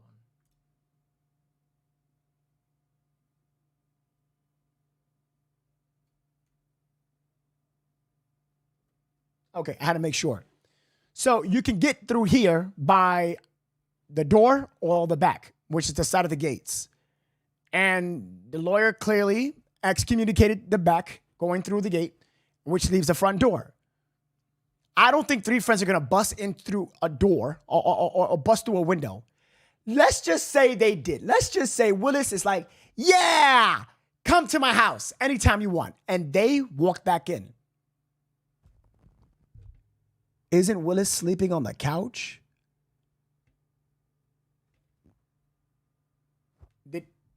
Did he not wake up, guys? Last time I checked, if I'm laying on a couch sleeping, I'm gonna be like, "Oh, what's up, fellas? You came back? Oh, you guys are gonna go directly to the back for no reason? That makes no sense. Always think about that. Why would they leave to come back to the house to go back in the backyard? If you're already outside, you went outside. Why do you need to go in the back of the yard to go enter back in? Stop playing with me. Anyway, I'm sleeping. Oh, guys, what's up, man? Oh, you guys come back in? Oh, okay. Yeah. Just keep it quiet. I'm just sleeping with my headphones on and a loud fan, so I won't be able to hear you. Why the fuck they need to come back into a house to go to the backyard? He's in the couch.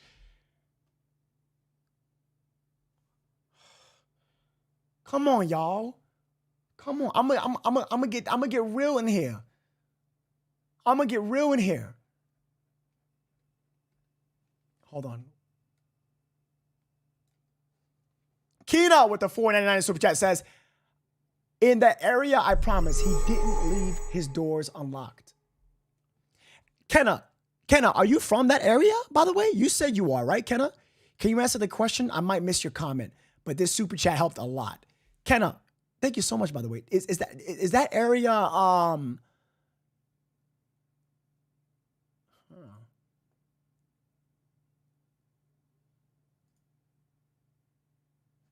let's get real here. Exactly. Come on. Who said that, Diane? Let's get real here for a second. Who became a member? Little Mixer, welcome to the Chronicle Club. Welcome to the family. And Thank you. One of those is a much more satisfying thing in terms of credibility. You're aware that is the dilemma here. No, I don't see it that way. And, he has an attorney, and I'm representing his best interest. And he did nothing wrong. And that's what we're saying. That's what we're maintaining. And that's what we're going to say, no matter what comes back in that autopsy report. Right. Well, something's going to come back. And I will give you a platform at that time, and we'll discuss it, because things just never don't make sense. Eventually, it will make sense, and the responsibility will lie where it does, and we'll take it to its logical conclusion. John Paserno, thank you very much for being with us again. Yes, sir. I would like to address those the phone calls and the text messages if I. Oh my God, the phone calls and the text messages. Hey, chat, wait a minute. Chat, is this the part where he says, I didn't get them because I didn't read them? Is this the part? Chat, everyone, please. You want me to replay this for the new people? Maybe you missed it. Maybe you didn't hear it the first time. We could play. It's quick. It probably just takes 2 minutes. Y'all need to listen to this. Everybody hit the share, hit the like over at YouTube. Everybody, don't go nowhere. Listen to this part. And we're going to take phone calls right after this. Text the phone number that I pinned with your name. Say if you are a member, say that. If you're not a member, just put your name and I'll give you a call. Listen to this. Get ready for this. I could, since the reporter left that hanging out there. Go ahead, because the initial suggestion was he only got a Facebook message and nobody was really trying to get him. Malik says that's not true, because the fifth friend says that he was getting messages and he was trying to find him and he wasn't getting his messages answered either. So what is it? So I have sent your staff the records, his phone records, which I acquired this afternoon, and also the text message records. And during that period of time, the phone calls that came in on the early morning hour after the game on the 7th, and the early morning hours of the 8th, all the way to the 8th, and then all the way to the 9th when the police came, the only calls that came in were one from his dad, which we recognize the number, and you have the actual numbers. Mm-hmm. And then the other calls, there were 8 of them that came in from what is a dummy number. He has a robo-killer app on his phone. And so when calls come in that are unrecognized or for whatever reason, they read as this dummy number. I've dialed this dummy number myself. It's a non-existent number. You get a message saying whatever. It's a dummy number. And then the only other call that came in was all zeros, a call that he blocked again from a robocop. What about the text messages? Yeah. Robotext. Yeah. As far as the text messages go, which you have, there are a series of incoming text messages. That's all we have. There are no outgoing text messages. What are the messages? We have a series of incoming text messages, okay? You explained the phone call ones, but you didn't explain the text messages. That's one.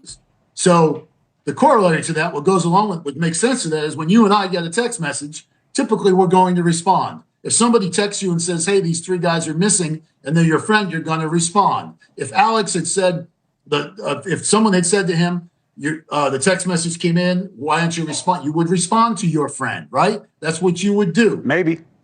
The reporter wanted to twist my words when I said he didn't receive any messages. And technically I'm right. His phone received the messages. If you don't look at it, you did not receive the message. Break the fuck. You see that? That's what I'm talking about.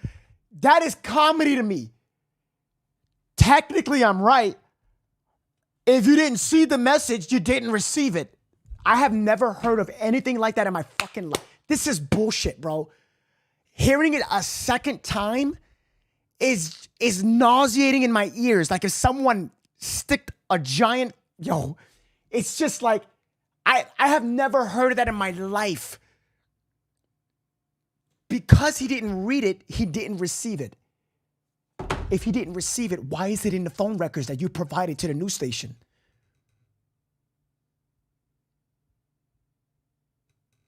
Does that make any sense? Oh, when the planes hit the Twin Towers, I didn't see it, so it didn't happen. Shut the fuck up. Get out of my damn face. That is stupid.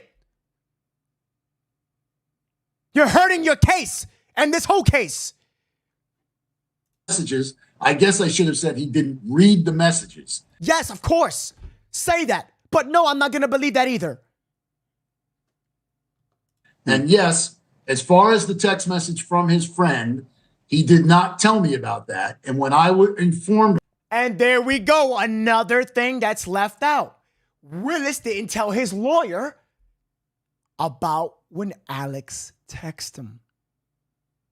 There it is, everybody. There's the red flag. There it is. So I'm not only going to bring fire to the lawyer. No. I'm bringing fire to the guy here. He didn't tell me. Okay, well, guess what? Willis, let's ask him. Willis, why didn't you tell your lawyer about the text message from Alex, the guy that was there? Why didn't you say that?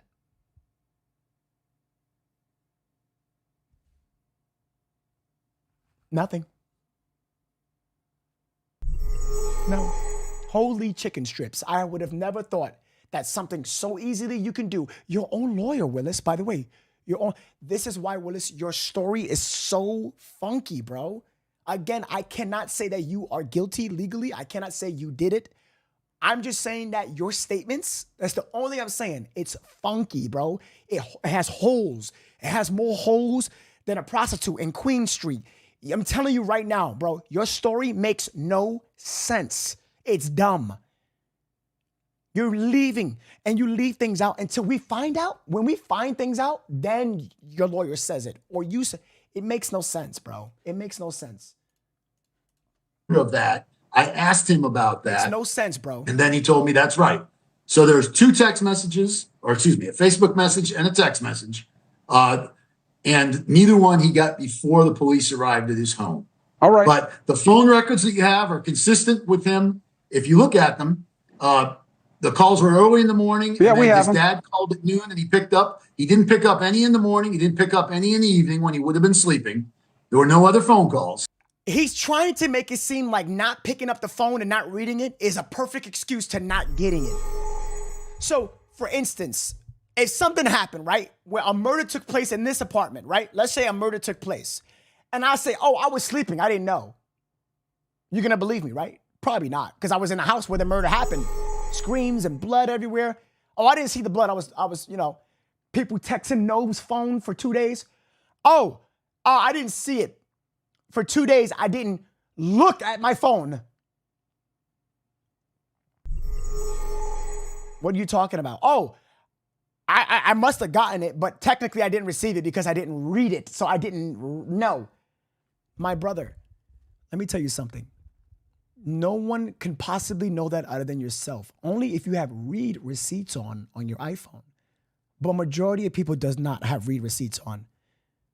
No. And by the way, when you get messages on your phone, you can view it from here and it doesn't count as read.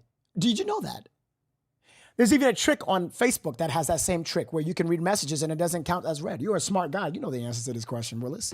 But besides the Facebook messages, which typically, I'm going to be honest, you don't get those notifications. I don't sometimes. I know some of my friends don't even get it. It actually just happened to me the other day where a girl hit me up and then I was like, oh, I didn't see your message. That part is true. I'm not going to be biased here. I'm going to be real honest.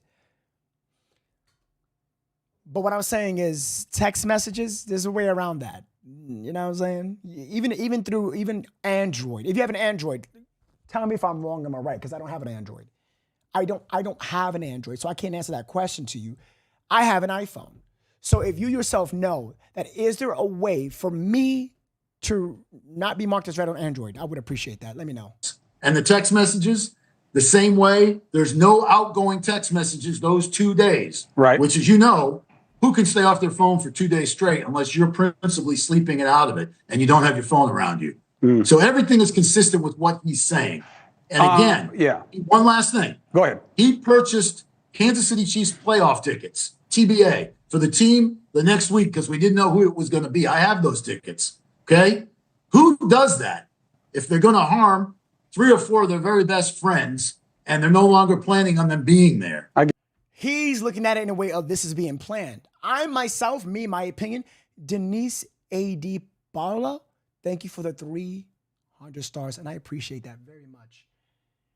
You know, he's looking at it in a way that this is planned. This is planned. So you know what I'm going to do? I'm going to purchase the tickets to make it seem like that no one's saying that this is planned. We're saying that I'm saying that I believe Willis knows more than what he's saying. Maybe he didn't do this, guys. Maybe he didn't intentionally do this. Maybe it was an accident. Maybe it was an accident. Maybe.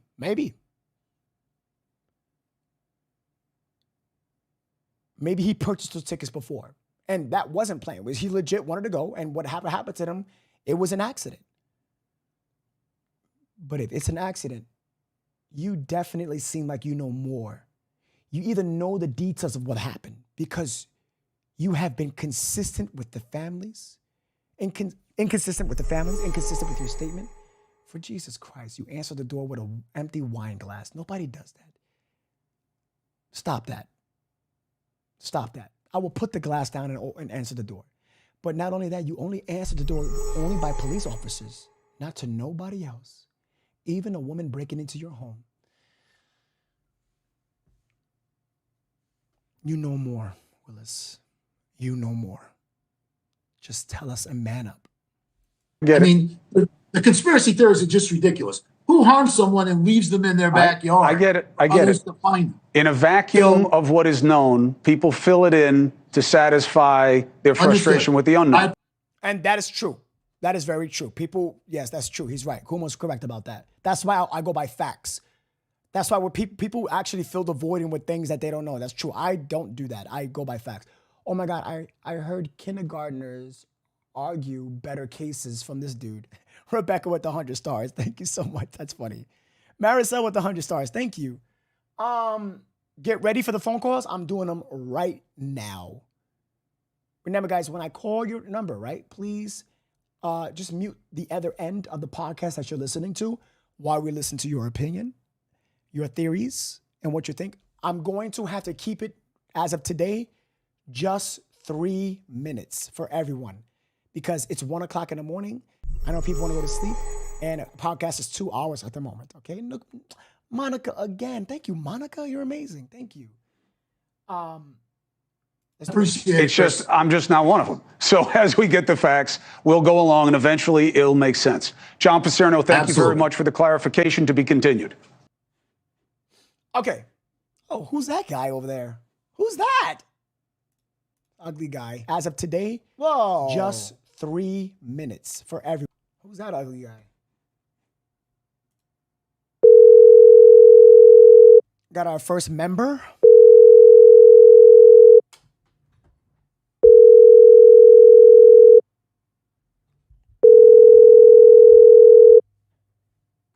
All right.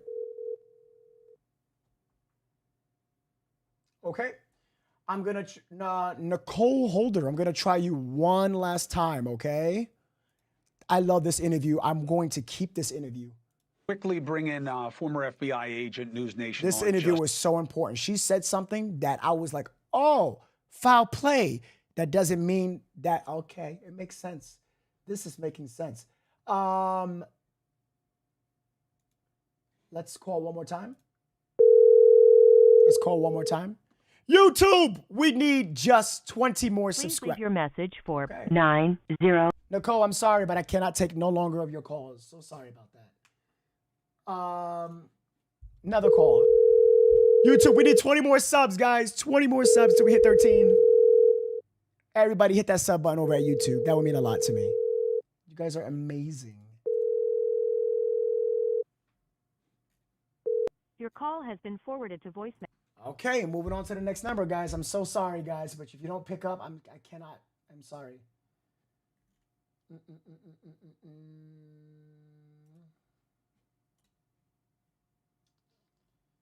Let me call this person one more time. This person says he or she is a member, so we're gonna see. How are you? Can I get your name, please, and where you calling from?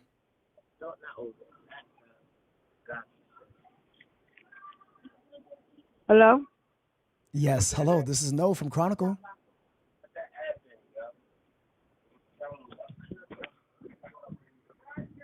Hello, hello, hello.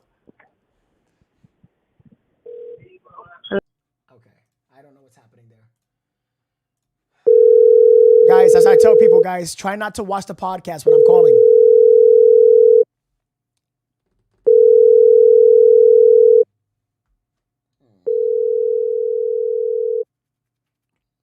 I'm trying to get members, guys. They all have RoboBlock. Okay, another person not picking up his phone.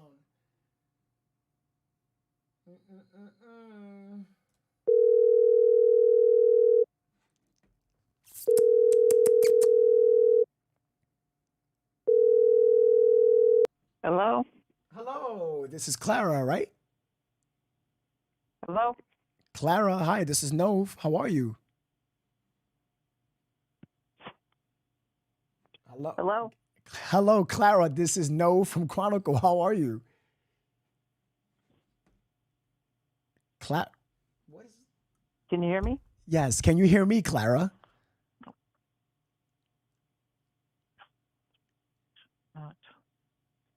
Clara?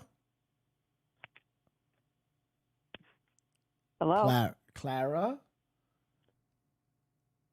Clara?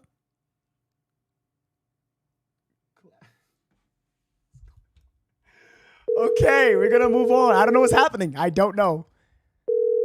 They must not be able to hear you. Probably not. I'm not too sure what's going on. What is that? Guys, I'm having some difficulty here. What is going on? What is going on?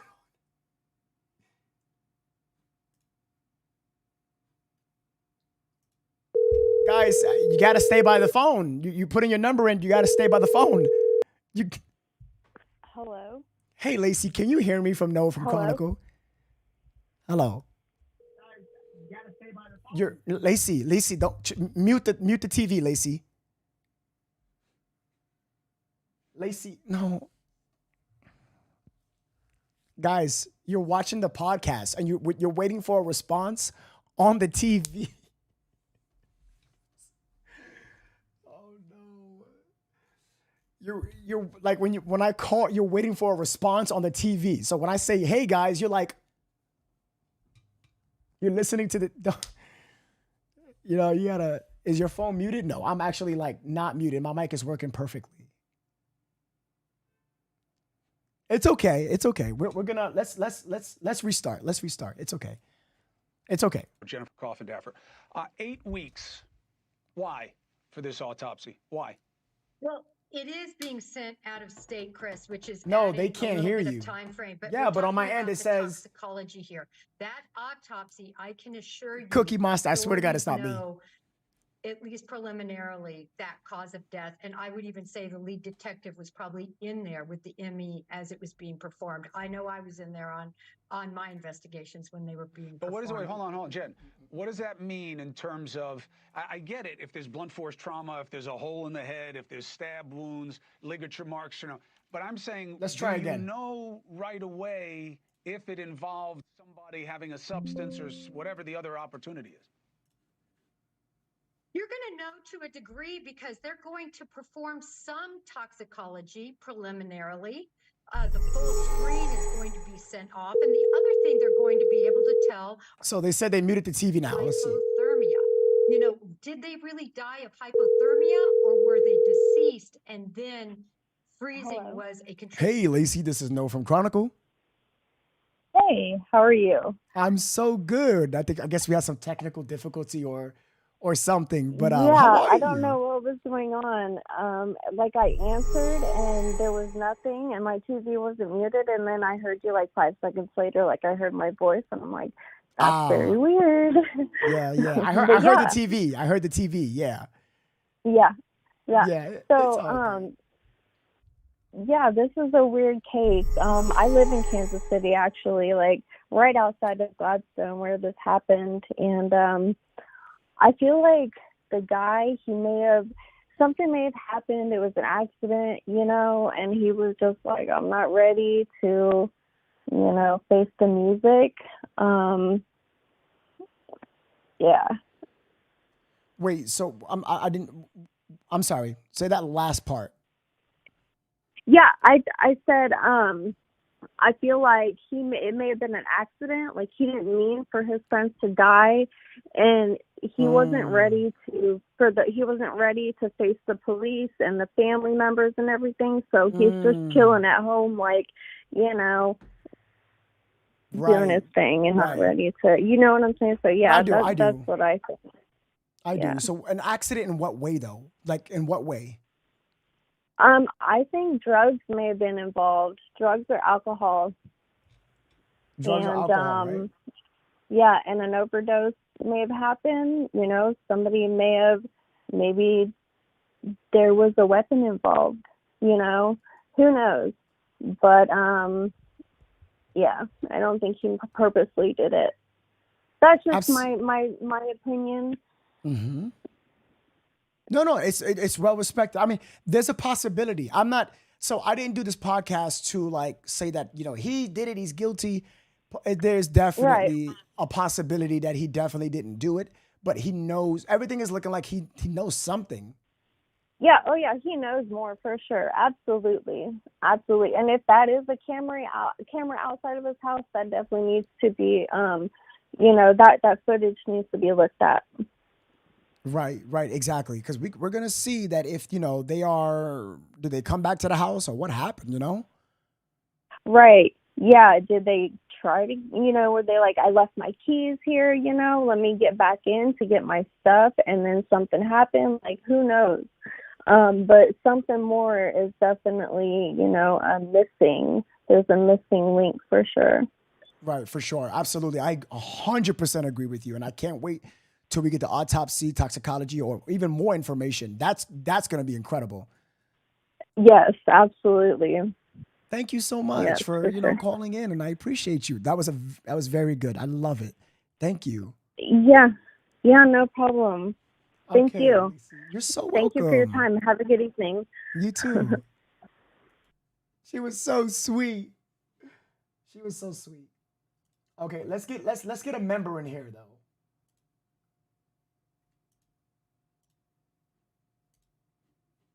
I am a member.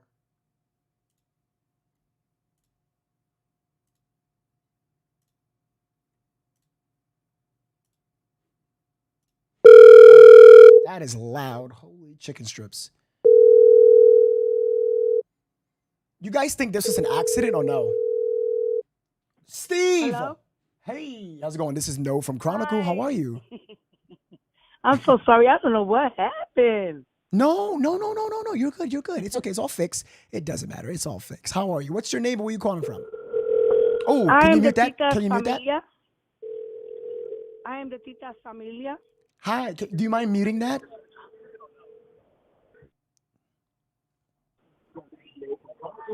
Hello?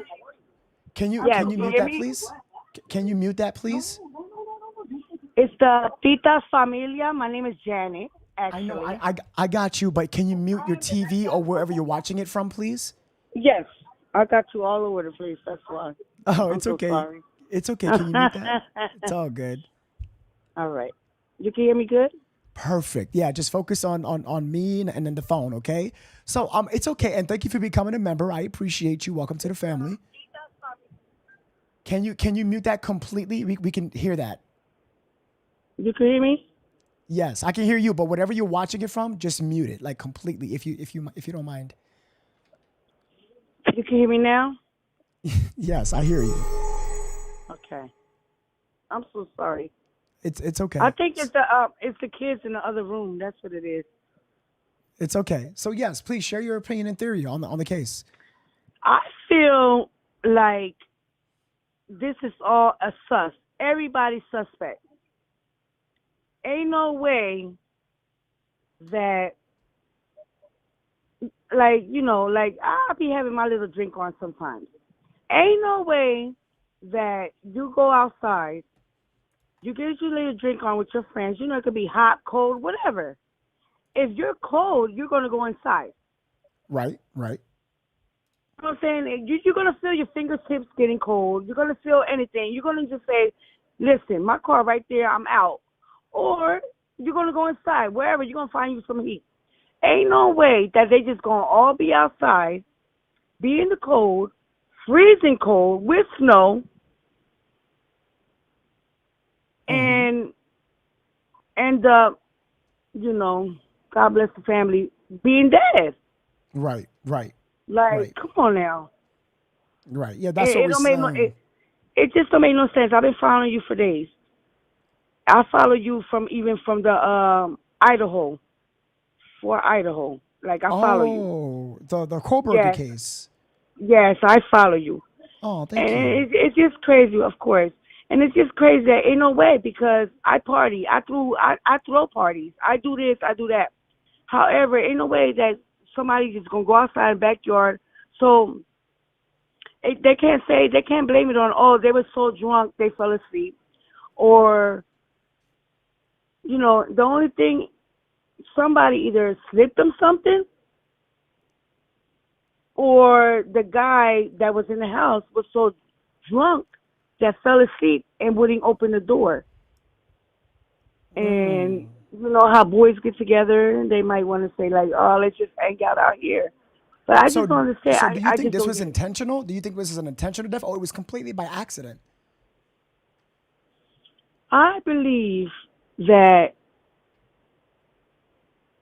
this is the thing. I'm so confused because for me, I'm from the East Coast. I'm from Trenton, New Jersey.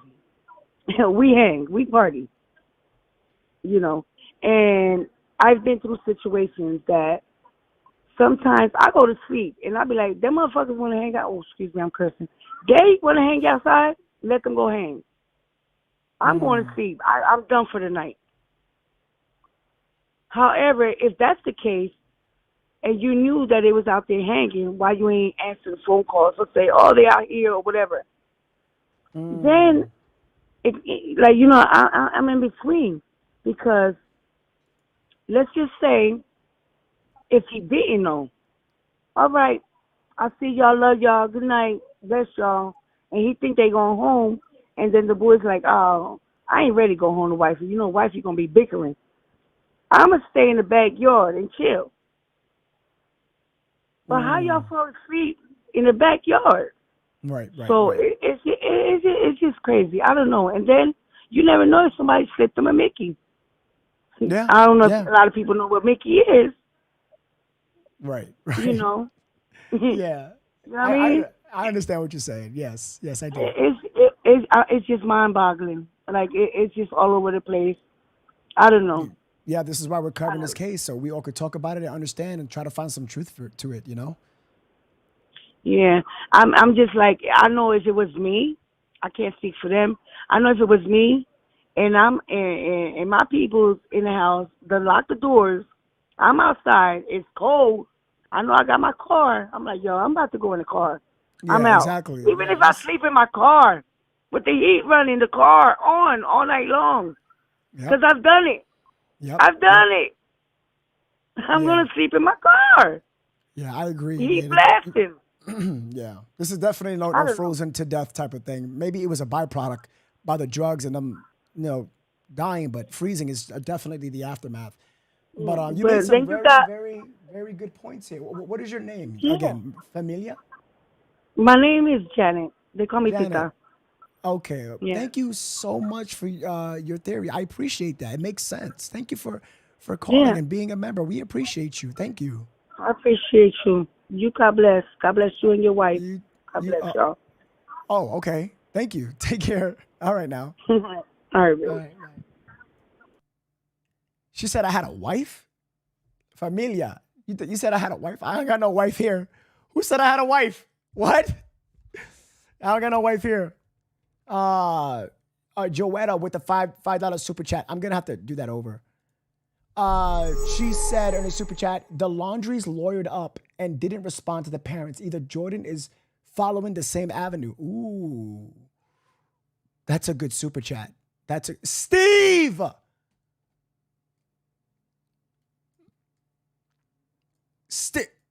Where's Steve? I'm gonna kick Steve's butt. She said 13K congratulations, says the gift, and they keep saying, thank you so much. I appreciate you for the super chat. 999 girl, what? You guys are wilding tonight. YouTube, chill. YouTube, just chill. Steve, I don't know why his things didn't pop up. He says, awesome group. Thanks for all you do. 20 super chat. Steve. Thank you guys so much. You guys are incredible. Okay.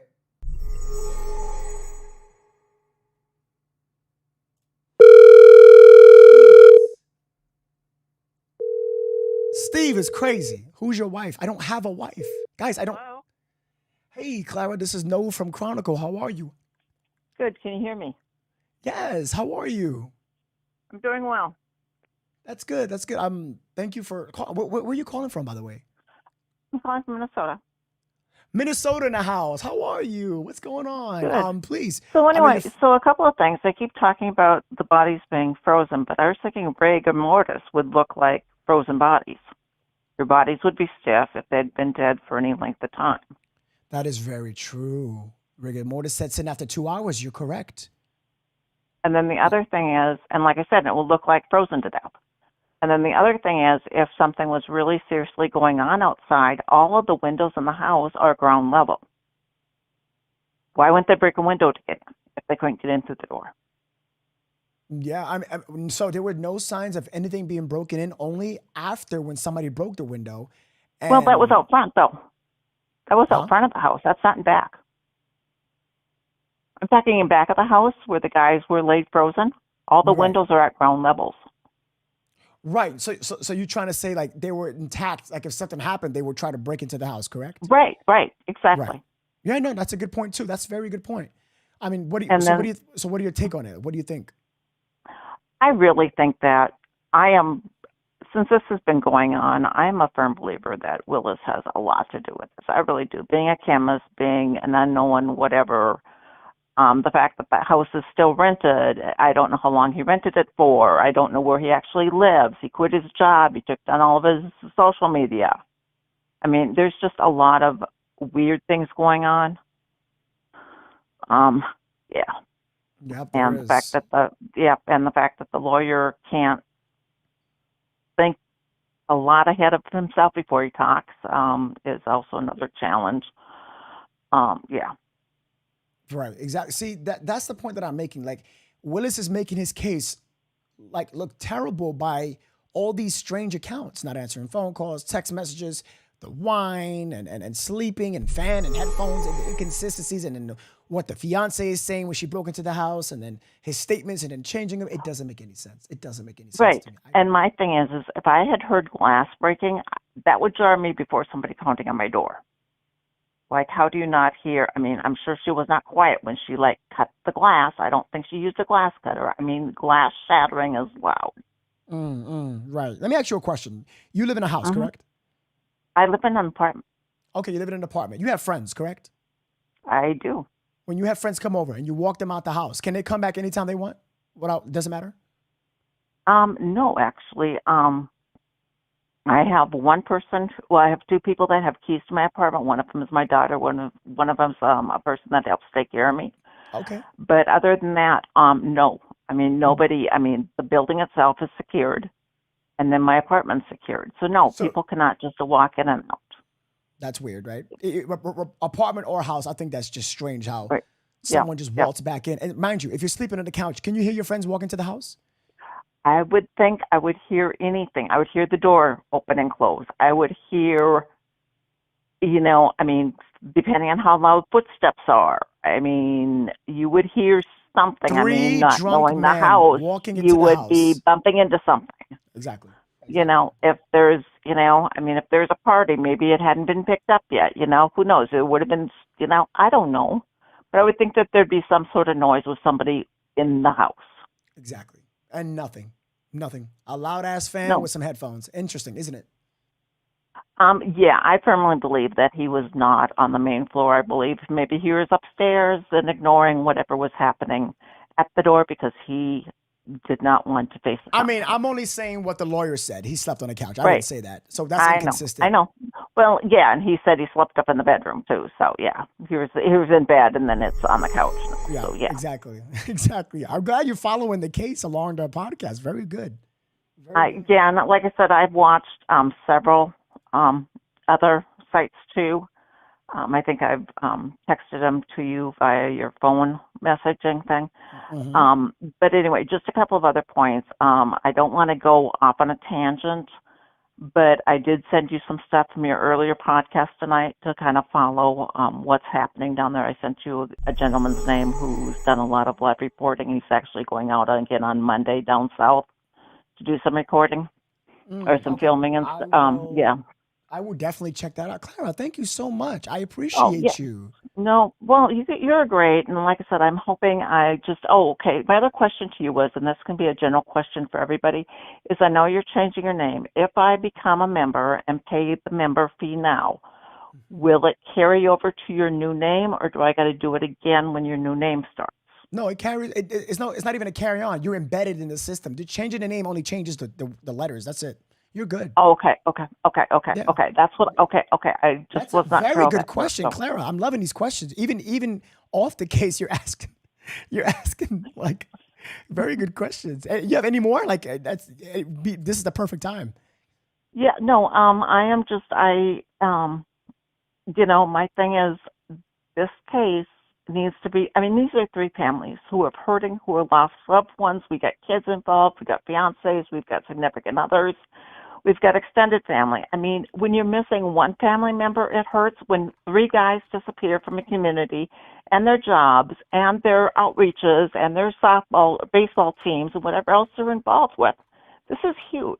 I mean, one of them was a coach for kids baseball. I mean, it's going to be a huge loss for that community.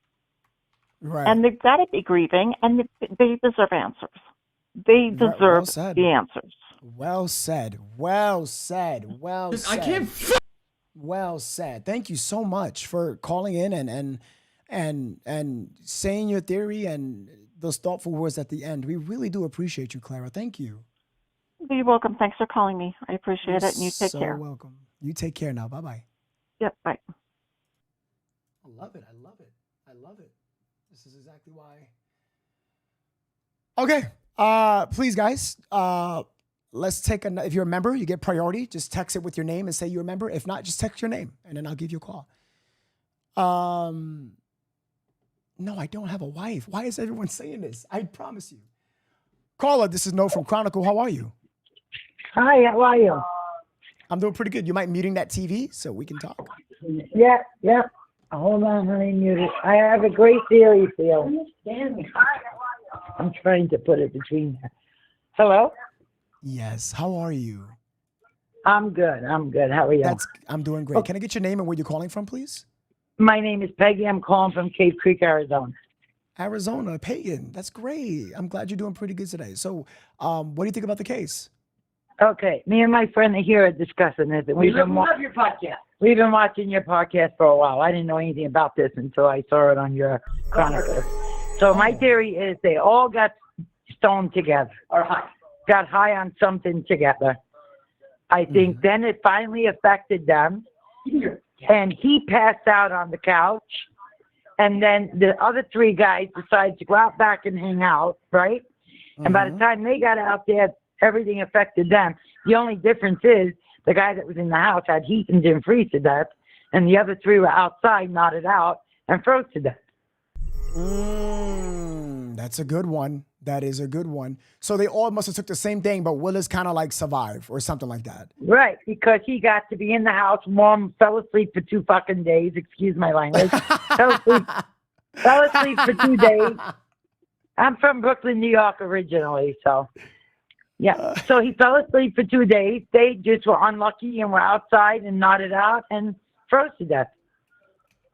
Okay, that's good. But it kind of explains why he was out cold for 2 days. It does. I think you're having a theory that is more logical in a sense, is what you're doing.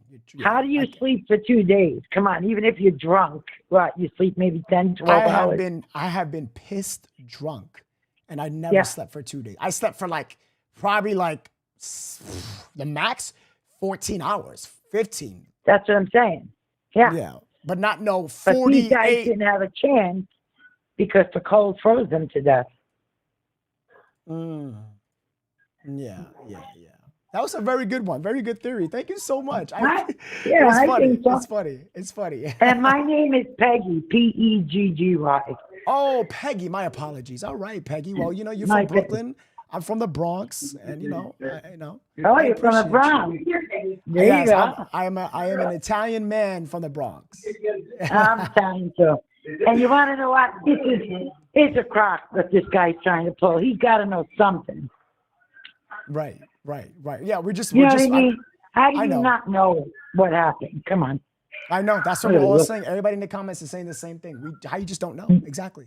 What are we stupid? Yeah, exactly. Well said, Peggy. Thank you so much for calling. Okay, you have a great night. I enjoy your show too. Oh, thank you so much. You have a great night now. Bye-bye. You too. All right. Melissa, look at this comment. Facebook supporter Melissa Dunlap Spencer says, I took 4 Xannies. Oh my God.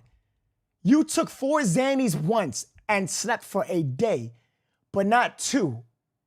I have 18 though. Melissa. Damn.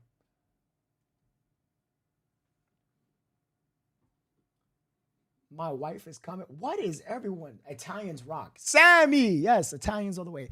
Stacy Gardner with 1,000 stars. Holy chicken nuggets. Thank you so much, Stacy. I appreciate that. Wow. That's wild. Thank you so much. Christina Beth with 530 stars. Thank you, Christina Beth Porter and Stacy Gardner. You guys are incredible. Thank you. From the bottom of my heart. I don't deserve this. Sue M with 100 stars says, go Nove, go Lions. Yay. Listen, man, we can talk about football another time. Football, man. Oh, man. Let's see here. You are a member.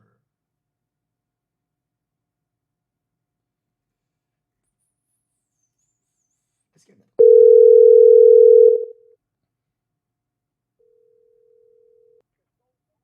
Hello. Hello, Anna. This is No from Chronicle. How are you? I'm good. How are you? I am doing so super. Thank you so much for asking. I appreciate that. Yeah. So, where are you from? Right now we are stationed in El Paso, Texas. El Paso, Texas. Oof. I'm having bad experiences with taxes this month. But yes. Okay. Thank you so much. So tell me, what do you think about the case? Okay, so I've been watching this from, the start. I've been following you. And so I'm a paramedic. And for some reason, once we couldn't really nail down, what exactly happened with the autopsy, I started thinking about the toxicology coming back, if it came back with nothing on it. And I know from when I was in school, we would do a thing for certain patients if they needed a breathing tube but were conscious, we would give them a sedative and then a paralytic so we could pass the tube. And that medication gets metabolized by the body so quickly that it doesn't even show up. So literally would be gone in minutes. And if he gave them something like that, it's not even something that they test for in a normal autopsy. It is something that they would kind of have to hone in on. They need a reason to look for it. You know what I'm saying? Oh, and okay. I see I'm what you're saying. I'm kind of thinking with him being a scientist, we don't know what stages of trials he was at with his vaccine. If it was a human trials, would he have access to IV bags? And what's better for a hangover than, an IV?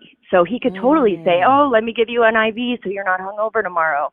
And bam, now there's the medication. He could have given it to them like that. So I know that's kind of a little conspiracy theory thinking, but it was just something that crossed my mind. So I wanted. That's perfectly fine. That's good. I mean, you are one of the, probably I'll say the perfect person to ask, because you said you practice in what again? Forgot the name of it. I'm a paramedic. Paramedic. Look at that. So like, you're a person that I would love to talk to ask questions about, like, have you ever dealt with people who overdosed or anything, and how does it look like, like how does it, what drugs will show up if like on the toxicology, and what drugs wouldn't on a certain amount of days, you understand? Yeah. So typically, and I've never really been involved in like autopsies, but I have been, we work very closely with law enforcement. And so basically, like a standard autopsy, they're going to look for like your classic things. They're going to look for everything from marijuana to opiates to even like benzos. So like Xanaxes and things like of that nature. And, they're going to test for, I believe, like crack. And there's, other things that they can really like hone in on if they think it's a drug. And another thing I wanted to mention, I have had hypothermic patients before.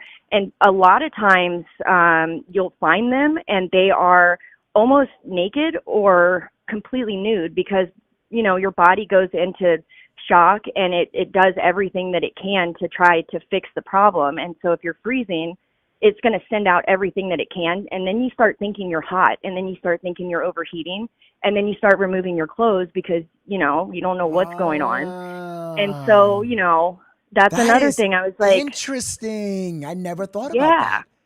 Yeah. So, I've seen it, even patients that have passed away where they're like that. And I'm like, the first time I saw one, I'm like, why would they take their clothes off if they're freezing? But, you're kind of not 100% in your right mind, but, like you literally feel like you're burning. So I'd be interested to know, when they found them, were they clothed, or did they have a bunch of their clothes taken off?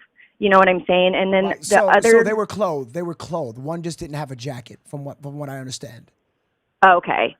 So yeah, that's definitely something to consider. And then I wanted to mention, with that medication that I was thinking about, the paralytic, the scary thing about that medication, the reason we give a sedative first is because it paralyzes everything, but you're conscious with your brain. So you can't move, but you're aware.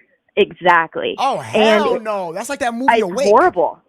Yes, exactly. Oh, no. And it's no. awful. No. So you're telling me they're paralyzed and knowing that they feel everything being frozen to death? But it happens quick because you're going to suffocate, because it paralyzes your diaphragm, so you cannot breathe. And so you would basically suffocate, but you would be conscious why it happened. But for a killer, they have nobody fighting them. You see what I'm saying? They just give it to them, and it's like, okay, a couple of minutes, and then they're gone. Oh my God. I know that's a really dark theory. It was just, I don't know, something that's crossed my mind. And I've actually, it has happened before. There has been like a doctor, I don't know the name of the case or anything, but it was years and years and years ago. But a doctor did that. And it took them, I think it was like 8 or 10 months. And like they had to examine the body and then go back. And that's how they ended up finding the medication. The one I'm talking about is called succinylcholine. But there are a couple other paralytics that work exactly the same way. So, I don't know if he's at human trials. Does he have IV bags? Does he have access to a medication like that if he's testing on animals, maybe they have to do a procedure where they sedate him. So maybe if he doesn't have it directly, maybe somebody he works with does. You know what I mean? Like maybe he has access to it at work. That's scary, man. That is actually very scary. Let me ask you a question. What about fentanyl? What is your experience with fentanyl? People are saying fentanyl. The mother says fentanyl. What is your experience with that? So fentanyl is about 100 times stronger than morphine. And most of the time with fentanyl, like it's so strong, you basically just fall asleep and your breathing is so like suppressed, you literally just stop breathing. So you kind of suffocate in your sleep, but you're not super conscious in the mind. And basically, if you don't have Narcan and you don't have it quick and you're not breathing for them, there's no fixing that. Oh, shoot. So fentanyl is definitely, like, they totally could have had that, or I mean, it's so potent. Literally, like if the powder form even gets on your hands, like even police officers now like have to carry Narcan because if they even touch it, you know, they can go unconscious and they can stop breathing. I don't So get it's it. definitely no joke. How when you touch it, it's toxic, but when you have it in your body, people can live. I don't get that. I never got that. Is this the same fentanyl? I don't understand that. I do think it probably has to do with like the milligram and then like the absorption. Do you have a tolerance? I mean, even people with a high tolerance still like overdose on it all the time. Yeah, I had someone who was supposed to come on a podcast today because she takes fentanyl. She's a user. She takes, and then she was gonna tell me about the drug and what it feels like and how much she takes. She told me this one thing, and I'm gonna tell everybody right now. I'm gonna tell you live right here. She did tell me this. She said that when the first time she took fentanyl, she had massive stomach pains, and she could not. She was crying and whimpering, and she was like, I think I took too much. She even called me on the phone. So oh wow. She was like crying and like, it hurts and like all this stuff. But then it took a while for it to go away. Then I was like, yo, don't do that stuff no more. So I called her a week or 2 weeks later. She was like, no, I still use it again, but now I know what's wrong this time. I took too much. And I'm like, what the F? Yeah. Yeah, that's interesting. I haven't heard that before. So I think she took it enough where it didn't kill her. But yeah. But she told me she takes very, very, very tiny now. And I'm like, what the hell? And I'm like, how do you take this type of stuff? She says, through the nostrils. Yes. And there's that way. You could just swallow it. There's, you know, IV fentanyl that's used like in hospitals. And you can, you know, absorb it through the skin. And then even just like the powder, if it was like, say it got thrown in front of you or something, you can even inhale it, like, you know, nostrils, like you said. But like that's how potent it is, that just even breathing some of it and not even realizing it could be fatal. Right, exactly. So, yeah, this is a lot of possibilities. What about ketamine? I don't know too much about ketamine, to be honest. I do know that, like the first time I ever saw it used, they gave it to this teenager that he had his shoulder dislocated, and they gave it to him, and they're trying to put his shoulder back in place, and he's just like moaning and groaning. And I was just like, I asked the doctor, because I was still a student at the time. I'm like, I think he's awake. Like he's, you know, he was like grimacing in pain, and he's like, no, that's normal. And he's like, he's aware, but he's not going to remember it. And I was just like, are you kidding me? Yeah, it was, I was just like, well, you know, I think it was seriously like my first week. So I was like, what is going on right now? Oh my gosh. No, I'm Pat. This is wild. Thank you so much for all this knowledge. You are, Anna's your name. Anna, right? Yes. Yes. Thank you. If you have any more important information that realms around this, please feel free to text your name and I'll give you a call. Will do. Thank you so much. And keep growing. You're doing amazing. You're so sweet. Thank you. Thank you All right. so I'll talk much. to you soon. All right. Okay. Bye-bye. Stacy Gardner again with a thou wow. She said, best podcast. I got a migraine shot and slept 48 hours last week. Stacy, you got a migraine shot and did you sleep from the first hour to the 48 hours? Is that what you're telling me? 48 hours. Craig said, did you notice the 13? Oh, snap. Craig, thank you so much, my brother. I love you, Craig. I hope you're doing good, brother. We hit 13, everybody. Congratulations. Small victory. Thank you, guys. Thank you. All right, guys. No, if it's 2 a.m. and you still have my butt up. Okay, Melissa, I'm done. All right, guys. I'm sorry. I'll end the podcast. All right, we're done. I feel like I'm getting very small percentage. I'm understanding this. I'm understanding it, the truth. Without even getting the toxicology report, without getting all the, I'm just trying to understand this. All right. Watch out for his wife. I don't have a wife. Guys, Who started this? Who started this? Who started this? Was it Peggy? I don't have a wife. Holy chicken strips. Giving birth.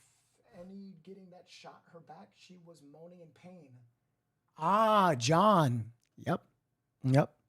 All right, guys, I'm telling you, before I leave, I'm going to say two things.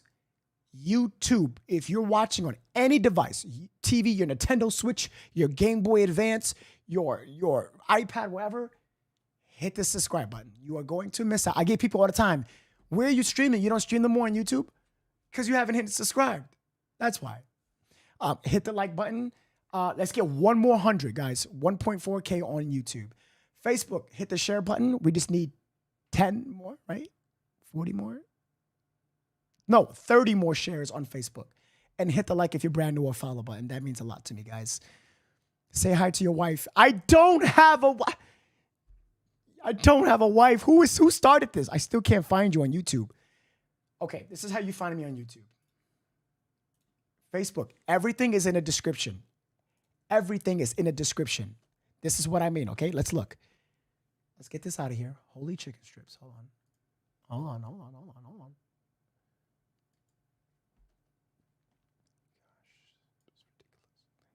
Damn, this thing does not work. Okay. If you go, this is the podcast right now. Everything is in the description of the podcast. Everything is here. Everything is here. Look, everything. See, got the YouTube channel, got the Instagram, the Twitter, the TikTok. It's in the description of this podcast. It's always. See that? All the podcasts is in a description. In a description, you see? You can, everything you need, anything you ask for. Somebody even asked for my Cashapp. Cashapp is right there. Although it's not mandatory. You don't have to do that, guys. I don't ask for anything. I don't.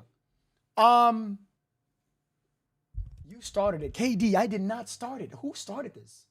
I'm jealous of your wife. No. I don't have a wife. Who's saying this? All right, guys, go to bed. Get out of here. You guys, get out of here. Okay. It's a prophecy. No, if your wife said enough time for bed. Who's dog mom? I don't have a wife. What is going on? Your wife is. I don't have a. Who is saying this? Guys, I don't have a wife. Look, I don't. I'm alone. I live alone. I am alone. I die alone. All right, guys, I'm out of here, guys. Earlier, you said your wife. I never said that. Never. He has pretend wives. Jeanette, get out of here. Jeanette, get out of here. I got to go, guys. I got to get out of here. I got to get some. Guys, I had no food. All I had was this. Water. Like, I'm literally like skinny right now. I'm so hungry. I got to get some food, but I gotta look for something to eat. All right, guys. I love you guys. I love y'all. I love you guys. Thank you so much. You guys are amazing. Thank you for being here. Thank you for watching.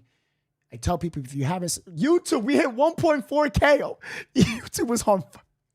YouTube, chill out. All right, guys. Thank you for hitting the subscribe button. I appreciate you guys. Thank you for being here. Thank you. Thank you so much. I'm nothing without you guys. I'm not worthy of you guys. You guys are everything to me. You guys are literally my family, my friends, my people, and thank you so much. Thank you. Sending love. Thank you, Jessica, over at YouTube. I'm thinking something, but I don't want to write it. Julie, what happened? Is everything okay? Guys, ask questions. I think right now we're ending the podcast. This is done. Have a good night. We love you, sweetheart. You drink Mountain Valley water? Yes, I do. I don't drink plastic water. I don't drink tap water, just glass. Why? Because I used to be a personal trainer and a bodybuilder when I was younger, about 5 to 8 years ago. And I studied like a nerd with science and the human anatomy. And I loved everything about bodybuilding and becoming a nutritionist. And I was a personal trainer. And I learned all about nutrition. And that's what was my other job gig that I did, was to get people in shape and to get muscles and be fit and slim and sexy. So that's where it stemmed from, was drinking healthy, the best water possible. Can you train me? Jeanette, you look fine. You started it when you said you busted in to save her. Wait, what did I say, KD? What? You're funny. I will be subscribing. Maria, thank you so much, guys. All right, guys, this is the end of the podcast, guys. I want to be slim and sexy, Jeanette. Come on, you probably already are. Oh, if I ask something, I don't want anyone getting mad. Julie, Brian, no. Guys, freedom of speech is in the podcast. Get ready for the new Chronicle name. New name. It starts with an N. It starts with an N. And then the merch comes out in March. If you are a member, you have priority for merch. You will get merch 2 weeks in advance within March. When the name comes out, I will start everything in February for the merch, and it will be released in the end of March for members first. Members will get priority. Members will get discounts. Members will get Members get everything. Sexy for your wife. I don't have a wife. All right, guys, I'm out of here. Guys, you've bought. No, enough. Guys, we're done. Guys, we're done. We're done. Are you done? All right, guys, have a good night. Get out of here. Get out of here. Get out of here. Get out. Get out of here. Go to bed. You get out of here, you bunch of bullies. Get out of here. Get out of here. Get out of here. Everybody get out. Nice. I need a trainer. You want a fat loss secret? You want me to tell you the secret? I could literally tell you the secret. I know what, the next podcast, I'll give you guys, I promise you, one of my best fat shedding secrets of all. I swear, I'm not joking. I use this for my clients. I really don't tell nobody because I made money from it. So, obviously, please eat. I know, Jeanette, I have no food. I know. Tell us a secret on the next podcast, I promise you. You got to remind me, though. Can you train me in the future? I'm thinking it's something. What is it? What is your Cashapp? It's in my Cashapp is in the description. Again, it's not mandatory. You don't have to, but it does help Chronicle a lot. If you wish to do the Cashapp, go eat. I can go feed the skunks. All right, guys. Have a good night, everybody. I love you guys. Why are you telling your wife throwing us out? Oh my God, I'm ending the podcast. Goodbye, guys. You're a bunch of bullies. I'm out of here. I love you guys. Have a good night, guys. Don't forget to subscribe to the YouTube. Hit the like button. I would appreciate it. You guys are bad. Go. Get out. I love you guys. Do good, night, great. I'll see you on the next one. Peace out.